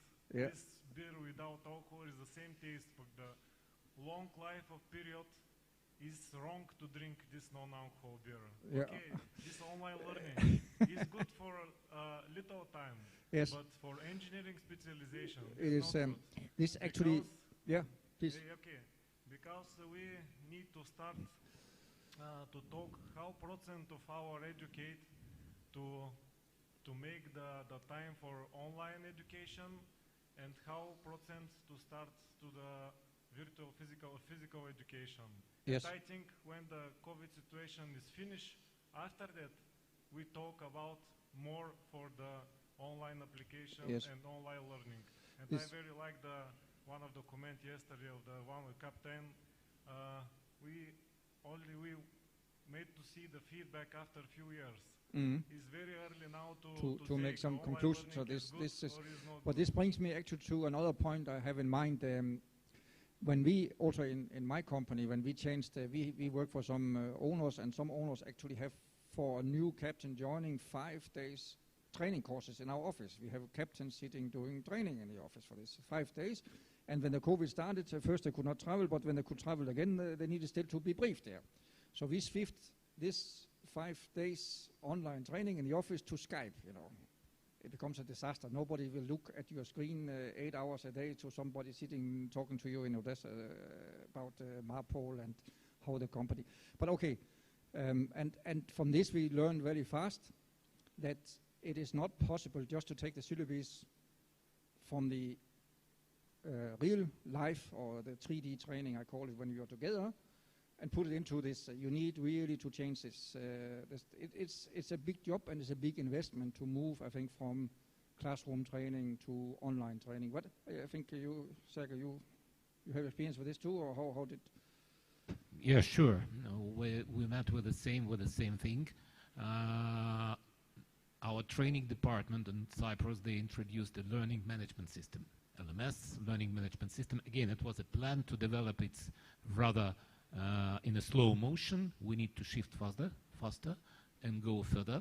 So the crew would have their own cabinet to log in and to have access to internal trainings, to third-party managers training. So that's basically how it will look in soonest future, and already looking like. But transfer of the courses, it's of course, I completely agree with Henrik. I'm not a movie star or nice girls from a Siemens movie where the seafarer would watch on me in 1.5 hour. But actually it's and focus on a trainer who delivers this training. I would say, again, put a personality, a person in the center of it. How he can interact, tell a joke, how he can use this platform, and you need a special knowledge to use the online platforms. It's absolutely different.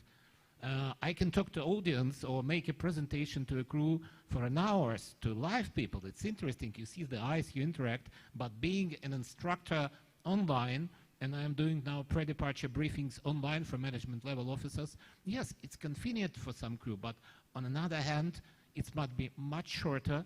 You should know the digital body language, which absolutely different. And comparing, even today, we can take an example from this. When we have somebody live, we ask questions. There almost were no questions to the participants in the Skype. That's of our nature. So now we're coming to terra incognita, where we're still investigating how to transfer it as much as possible efficiency. I think that's real, this social, I mean, okay, training is maybe 2 elements, yeah, and actually before the COVID started, also we started with the online courses in some cases, yeah. mainly was driven by that the owners saved the travel cost and hotel cost, the people coming here, sorry to say, but it was driven like this. And actually the first step was the seafarers were also happy, yeah, because if you don't live in Odessa, maybe you live in Nikolaev or even further away, yeah, and you have to come here for 2-3 days for some not so important pre-joining briefing, maybe for you, and you spend time in hotel or whatever here, so they were happy also they were home, yeah, so that was a good idea, but I think the social contact and this, and also you should not forget when people are together for training, they also change experience internally between the group, and this is lost if you I didn't see any platforms who can do this, but maybe there are coming some technology on this, and technology is also a problem. We can see we cannot hear Sweden here, so but also in the maritime institutions here, how is your experience with this online training? Is it the same that social? You lost the social aspects, being people together and so on, or what is, yeah? That's a leading question, actually. You mean the pros and cons? Yeah, I mean the pros and cons for this, yeah? Yes, I see the pros and cons, 50-50, I think, because is the e-learning is a good idea. I think this is the good idea for this who have the enters for the right technology, because when you have, for example, the close application for engineer virtual engine room simulator, this is good because when we see the statistic, when the people go in his home, he have enters to the information more like when he's the physical in the classroom. And his attention is only from the instructor. Yes. When he's the classroom, yeah, then he see looked the air, this is right, and yeah. When is the online, but we're engineering. We need to learn, but after that we need to touch. Yes, yes. This of course you cannot do the practical. I mean, you cannot learn how to put out a lifeboat online, right? This is clear. For me, hybrid is the most effective. Yeah. So a blended of this, but. During this period here, actually, we came to work with a training center in Manila, a Norwegian training center, who have a lot of online courses. We became our partners here on this. And now comes a little bit of question to Panama, but I'm not sure if you're the right one to answer it. But actually, in this development, today, the STCW renewal courses can only be made in Ukraine because Ukrainian authorities have to approve them, yeah? But this online training actually brings this into a global perspective, yeah? Now the online training partner we have, they deliver STCW renewal courses online from the Philippines. And the Scandinavian authorities are going to accept that this is not done in Norway or Denmark or Sweden, but done by another training center in another part of the world. So that's a new part of globalization to training, maybe. And I don't know if you know about this, but does Panama have any plans, or how do you see this from a flag state point of view? Maybe you're not involved in these matters, but as a representative person of Panama Maritime Authority, I have to be involved in all relationship between our countries, especially regarding the documents of Panamanian Maritime Authority and Ukrainian Authority, who is issuing the documents for seafarers. Last week I had a meeting with Deputy Minister of Infrastructure, and we discussed some issues regarding the documents for seafarers, and especially about one document regarding the prolongation of the documents for the seafarers, for Ukrainian seafarers who are on the board, or regarding the COVID restrictions can't issue new documents. So this is a good point that Ukrainian maritime authorities a bit thinking of seafarers also. Yes. And this is not so bad as we could think about. However, I would like to say that me as a representative person of authority, Panamanian Maritime Authority, have to develop this relationship, have to develop this cooperation. And I think in the nearest time I will have a meeting also with new head of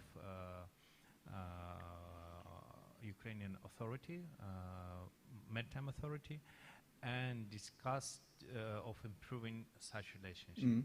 So this is from, I would like also maybe to say that regarding the previous discussion and now current discussion about the online or distance learning, and this is very good point now.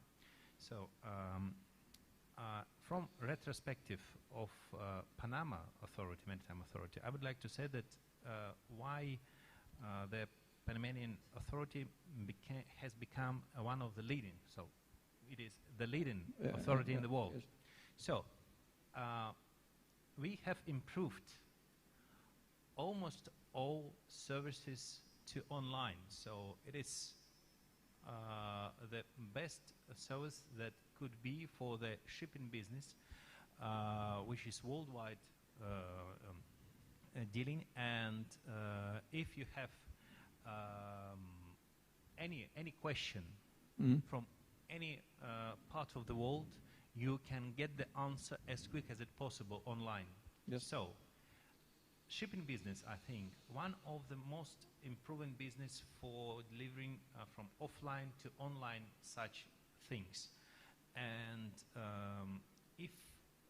if we could say like about the seafarers, first of all, such situation also maybe opened our eyes for the problem about that seafarers should be self-motivated and understand that also if we are in such situation and we can't change it, so you have to change on, your yeah. mind and improve yourself, to read more online, to get Yes. the learning online, to make your time. So something you think will be increasing, of course, yeah? You know, the situation, in fact, we don't know the future. However, we are in nowadays, and all people have to think how to use this situation, current moment, to make yourself better. Yes. And all these things that we are talking now, so they are about how to improve yourself. Yes. In general. Yes. To be in positive thinking, to get understanding of your current way of working, and to learn more. So this Panama is moving in this direction, I hear, yeah? I think Panama Maritime Authority has been improved before. Yeah, yeah. And in this case, we are as a forward of the For sure. shipping services to the ship owners and seafarers, and this is what we can do. Yes, thank you very much. I'll change topic a little bit, but I'll also say one thing. When you have the next meeting with the new maritime director in Ukraine, tell him to get the issuance of the certificates working again, please. We can discuss maybe a bit later after the discussion, because this is a good this is a thing we are suffering a lot from. To But anyway, so another point on the which we had to discuss here was and this has been going on for years, I think. But how does this change here now? We have here use of simulators as a pre-hire competence assessment instrument. Do you use this in Marlow at all, or I mean? I would say again we elaborate in the morning on psychometric assessment. Yes. This we use, as I mentioned. Yeah, but you use the simulators to do the psychometric? No. No, we use simulators to do the assessment, but it's assessment when somebody is promoted from chief officer to master on our full management vessels. How this assessment is done, shortly and brief, we use simulator. It's 3-day course created together with our Kherson Maritime Training Center. It's master pilot relations course. So 3 management level officers play the roles on the bridge. It's 3-day course with a simulator. They drive with a pilot, real life pilot, and there is observer from the company who sees how all the bridge team interacts, how the future potential masters interacts, and of course the simulator is used. Yes. But no artificial intelligence not yet, yet. To be used to assess somebody. And I would say the simulators could be used as a tool, still as a tool, but not a decisive maker, decisive decision makers. Still, simulator is a tool for us to assess and not to jump on the board and see him in a special training environment.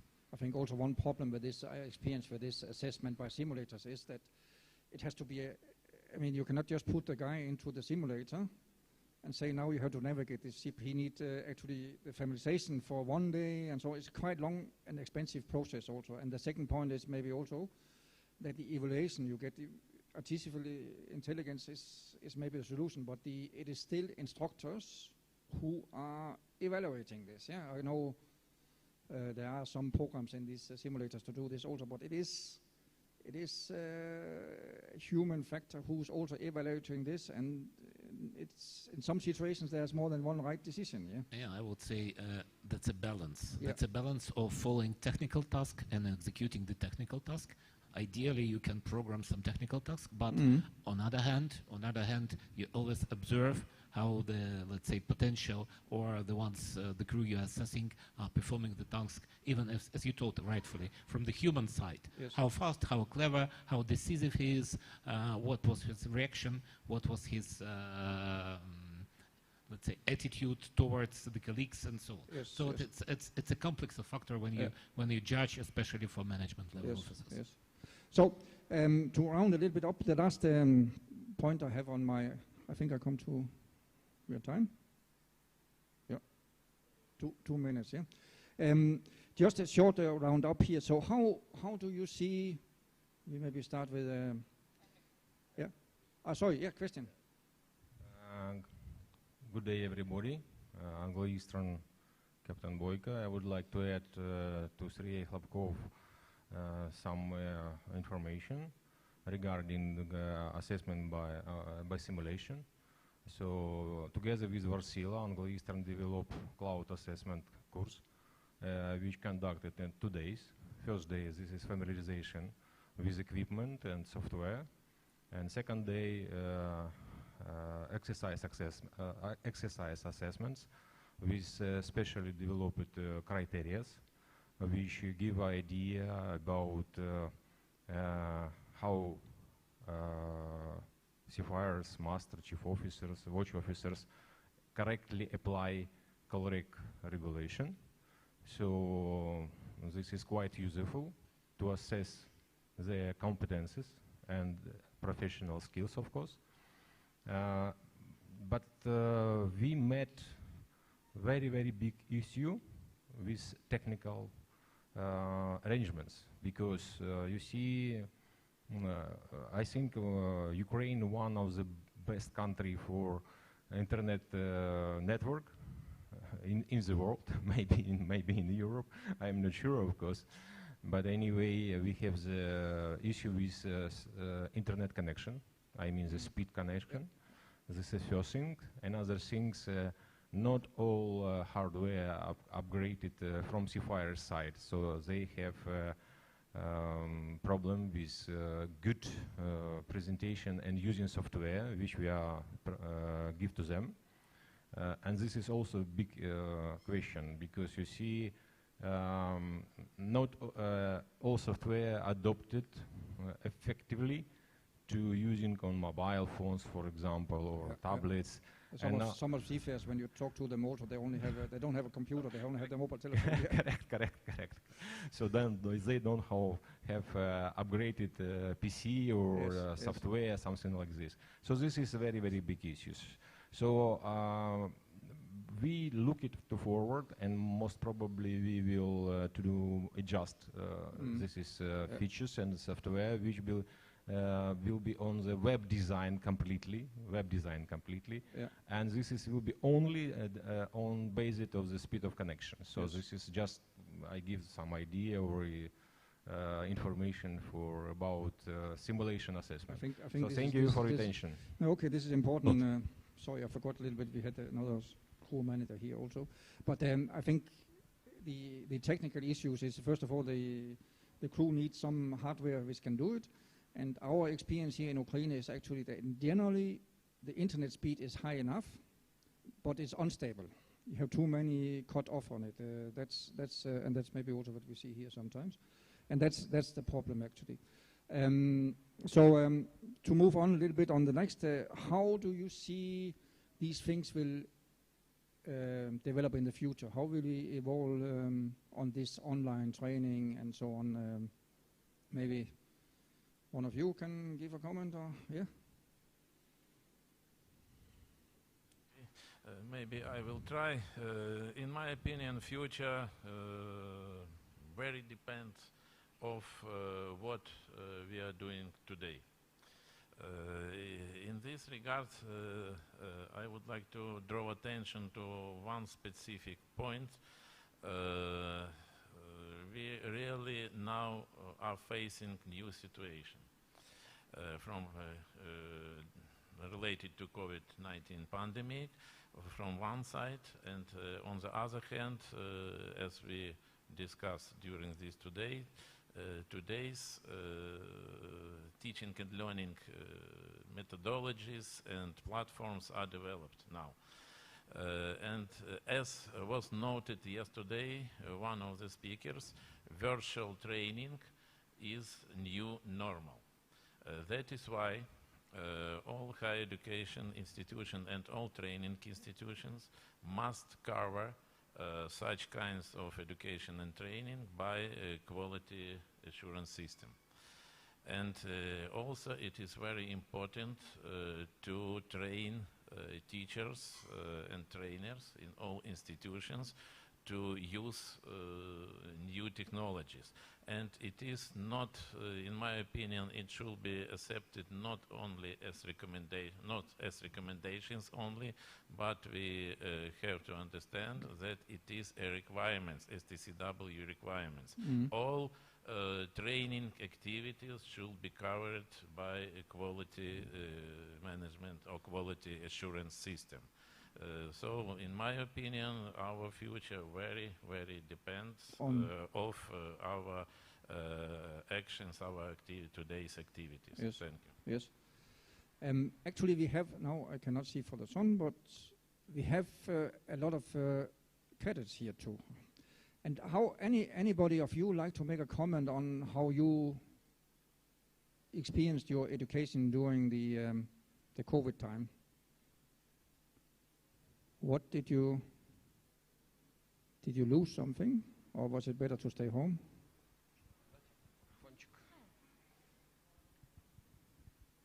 If anybody around?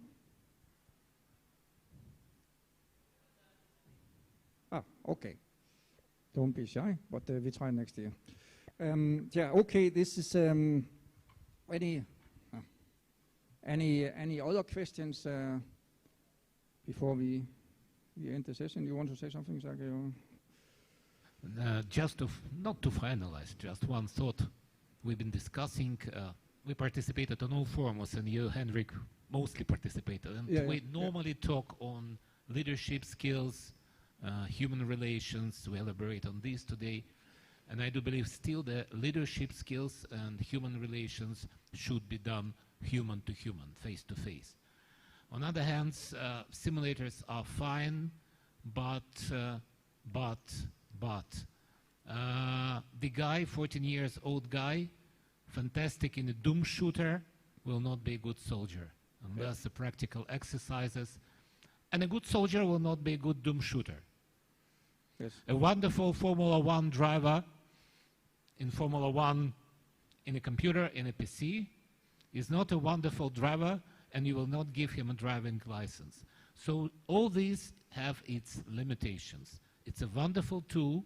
It's a tool which been developed, artificially get a kick in development due to COVID, but we should think carefully on limitations. And if you ask me for the prognosis, if everything goes and this COVID pandemic finally will fade out or will become a new reality, we should not stop the development, but we should think of a legislative framework for this including what we talked with Panama Authority, acceptance of Yes. certificates, acceptance of online certificates by governments.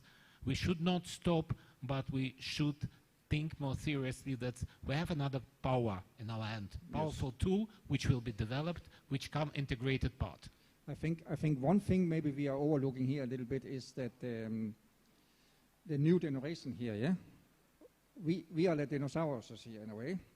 And we have never, this came into when we were 40, 50 years old maybe, that we could touch the phone and so on. But the new generation here and the next generation after them, who has been, as somebody mentioned here also today, the babysitter was iPad. Maybe they are better for this online training because from very small childhood they learned to communicate with their friends in Instagram, whatever they did, they met their boyfriends on Tinder or whatever, right? And this is a different generation maybe coming up. So maybe that also has to be taken into consideration. And now Marina wants to say something. Yeah, sure. I thought she was offline.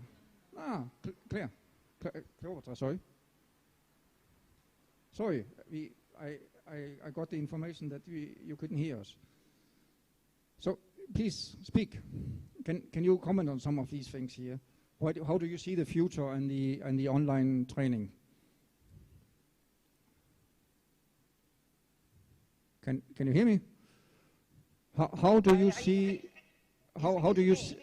I'm speaking to you. How do you see the next development steps in the online training and the use of the internet for delivering training to your students or in general? Well, I would just say that in the face of such disruption as we've all experienced in recent times, I think universities everywhere, and particularly maritime universities, we have to anticipate change. We have to learn to cope with the change and develop the capability to enable us to adapt as quickly as possible.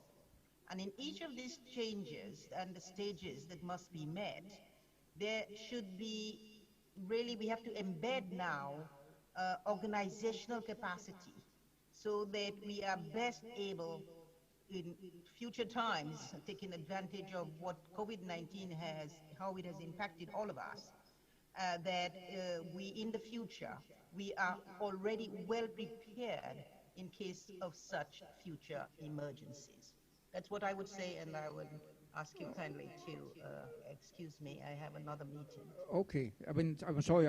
I thought you were offline actually. That's why I didn't address you. So okay.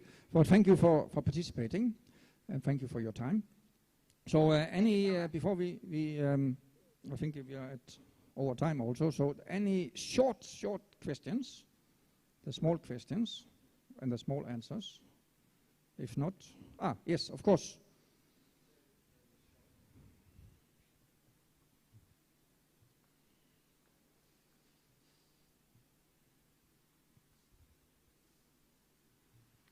Just take the opportunity regarding the distance learning. I can talk like I can see the coins from the two sides. In fact, that I have been a student during the COVID, following some courses, distance learning, and in fact, I'm instructor of DMV for LPG courses, specialist for seniors, so in Mediterranean and Balkanian, whatever, with DMV.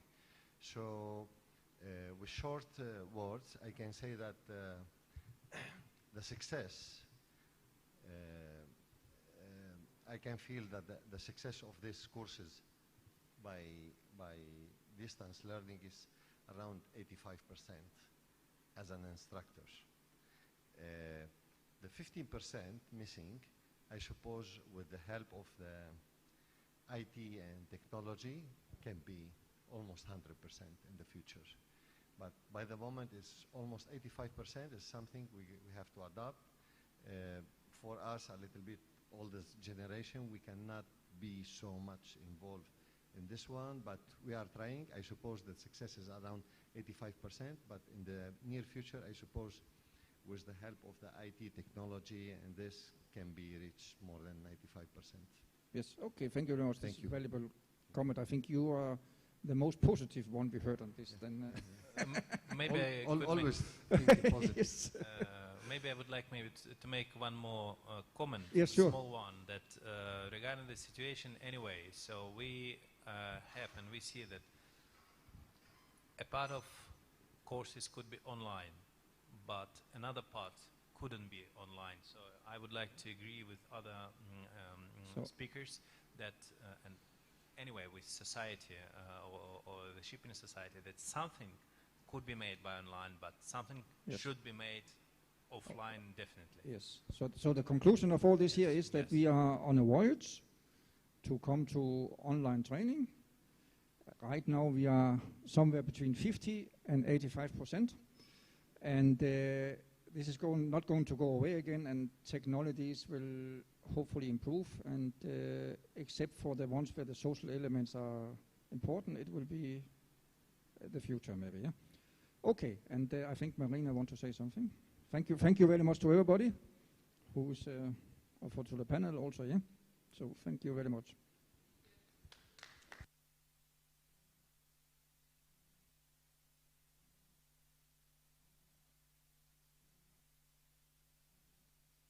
Sorry, can I interfere before your closing? I cannot hear you well. Can you hear me? Yes, we hear you, Stella. Okay. Hello, good afternoon from sunny Greece, and thank you very much for the participants and the very well-designed seminar. It was a pleasure to be a participant, even if we cannot have a personal appearance. Let me have one question which is very, very important to ask. Since, first of all, we are from Blue Planet Shipping in Piraeus, and since we are dealing with Ukrainian seafarers, as this concerns the need of the renewal of their expired documentation, they need so much time, I mean 3 months and more, money that they are delaying their documentation, and they are willing to embark on vessels with valid documents, but that relates to owners, much more crew changes, agents, all that expenses, and the crew are willing to disembark because of their expired documentation. It is, of course, a very good willing that many countries are existing the validity of the documentation because of the COVID-19, but who can tell us for how long does this last? And if there is maybe a program that the seafarer can renew his documents on board the vessel, since we are talking about renewal of the existing documentation. What is your think about that? And thank you very much. Who can answer this question? Maybe.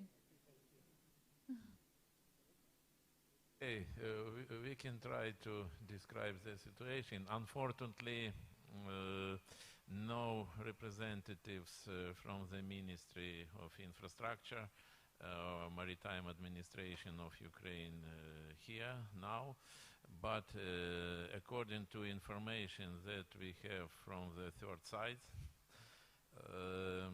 some letter from our Maritime Administration was submitted to IMO concerning prolongation of documents, of seafarers' documents. And maybe I will ask my colleague from Marlow Navigation or Anglo-Eastern, do you know something? Please. Yeah, it is. So The my last colleagues, one, my the last colleagues one is has. still, the last one extension is still 30th of June 2022. Okay, my colleague from Panama has it in his smartphone, and he tried to clarify situation also additionally. I just would like to clarify, so I'm not from Panama. This is a great country, but unfortunately I haven't been there yet. However, I am the representative person of Panamanian Maritime Authority. So, but my native city is Odessa, and I'm Ukrainian, and I'm proud of that. However, as I said before, I had a meeting with Deputy of Minister last week, Deputy Minister of Infrastructure last week, and we discussed the letter of Minister of Infrastructure of 18 August 21, sorry, regarding the prolongation of the documents which have been already expired, but the prolongation, their validation till, as I could remember, June. No, next year. So yes. Correct. So almost 1 more year more, the Ukrainian authority, Minister of Infrastructure has already given to the seafarers who has expired documents. So this is a good step forward, and this is good support of Ukrainian seafarers. So this letter has been sent to Kita Klim, the Secretary of IMO. However, I had a meeting with the Deputy of Minister as official representative of Panamanian Maritime Authority to receive this letter and to send to everybody who can be interested in. Thank you very much for the reply. But the thing now is that since the Ukrainian government has given already the extension till 30th of June 2022, it is provided that the flag also recognize that, and we have received also from Marshall Islands the recognition of this extension, and we're waiting from the Cyprus flag. Is that the same with Panama flag vessels? Do you know something about that? I haven't received the official answer. However, some of the documents which we applying for recognition, so they have been successfully recognized. So there were the endorsement have been issued without any problems. But can I make one IMO short is comment? involved. I think that yes, we have yeah, please. But one short comment. This extension only solves the problem half, yeah, because flag state will then not only issue endorsement until next summer, then, yeah. They will not issue endorsement for 5 years, and we have to pay again for the flag state applications. And the other point you mentioned, yeah, can they renew it on board? As I mentioned in the panel here, some of the Scandinavian flag states are actually working on that the STCW renewal courses can be done. Can be done. The 5 years renewal courses can be done online, and then they can be done any place in the world, and not only from a Norwegian or Swedish or Danish training center. So that's a step, but this will take time, of course, and it's not solving the problem right now. Thank you very much. Thank you very much. Okay. I think that we don't have any more questions. I would like to thank you once again for the participants of this panel discussion, Mr. Henrik Janssen, Mrs. Cleopatra Dambe-Henry, Mr. Sergei Khlapkov, Mr. Evgeny Sokachev, Mr. Vadim Zakharchenko, and Mr. Ivailo Bakalov for such an interesting and very important panel discussion, not only for participants, but maybe for all the seafarers and future seafarers who are sitting here in our hall. So that's why, thank you very much. Thank you. So, nice. On the one hand, it's very nice that this is the ending of the day too. But anyway, we are sorry and we are pity that this conference is coming to its logical end. And maybe some closing remarks regarding what we have done during all these 2 days. So yesterday we started with this session number 1 global shipping and human resources with two speeches, with keynote speech online by Mr. Paradeep Chawla, industry challenges to met institutions. Also, it was another interesting presentation by Ashok Srinivasan from BIMCA with the report Seafarer Workforce Report, the Global Supply and Demand of Seafarers 2021, and it was quite interesting and important information regarding Ukraine role in this in nowadays situation. Also, the second session with the modern technologies in changing world. We had two presentations, LNG dual fuel ships and new opportunities for seafarers. And the second presentation was online, back to school, different, blended and efficient. And the presenters were Valery Pushin and Johan Eckel. And also it was a very interesting panel discussion with the global shipping and human resources in changing world using modern technology. And today we had also two very interesting sessions, ensuring efficiency of training, crew management during COVID-19, with two presentations, crew management highlights by Igor Segeda, and mental health on board, building up a resilience during and after COVID-19 by Charles Watkins.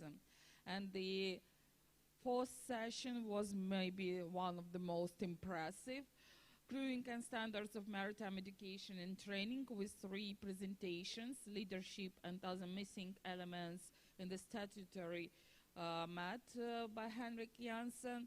The presentation online, how to inspire Generation Z to join the maritime sector, and the presentation by Dr. Binay Kumar Singh, present challenges in crewing post-COVID-19 and its solutions. So we had different discussions, we had different questions, and we had different, we exchanged our opinion, we exchanged our experience, and it was very interesting for all of us, and I hope everybody enjoyed it. Thank you very much for participants. Thank you very much for speakers, especially who joined us offline and online. And we hope that next year we will have offline conference, not online, and we will have this possibility to travel. So thank you very much. We are glad to see you in Odessa. We are glad to see you in National University, Odessa Maritime Academy. I hope we'll see again next year. And now we invite for networking buffet on board the catamaran Hadji Bay. Thank you very much.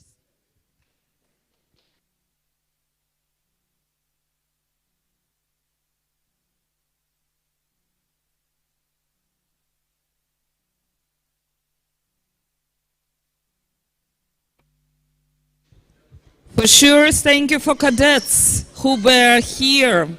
I hope it was very interesting for you. Hope to see you during lectures.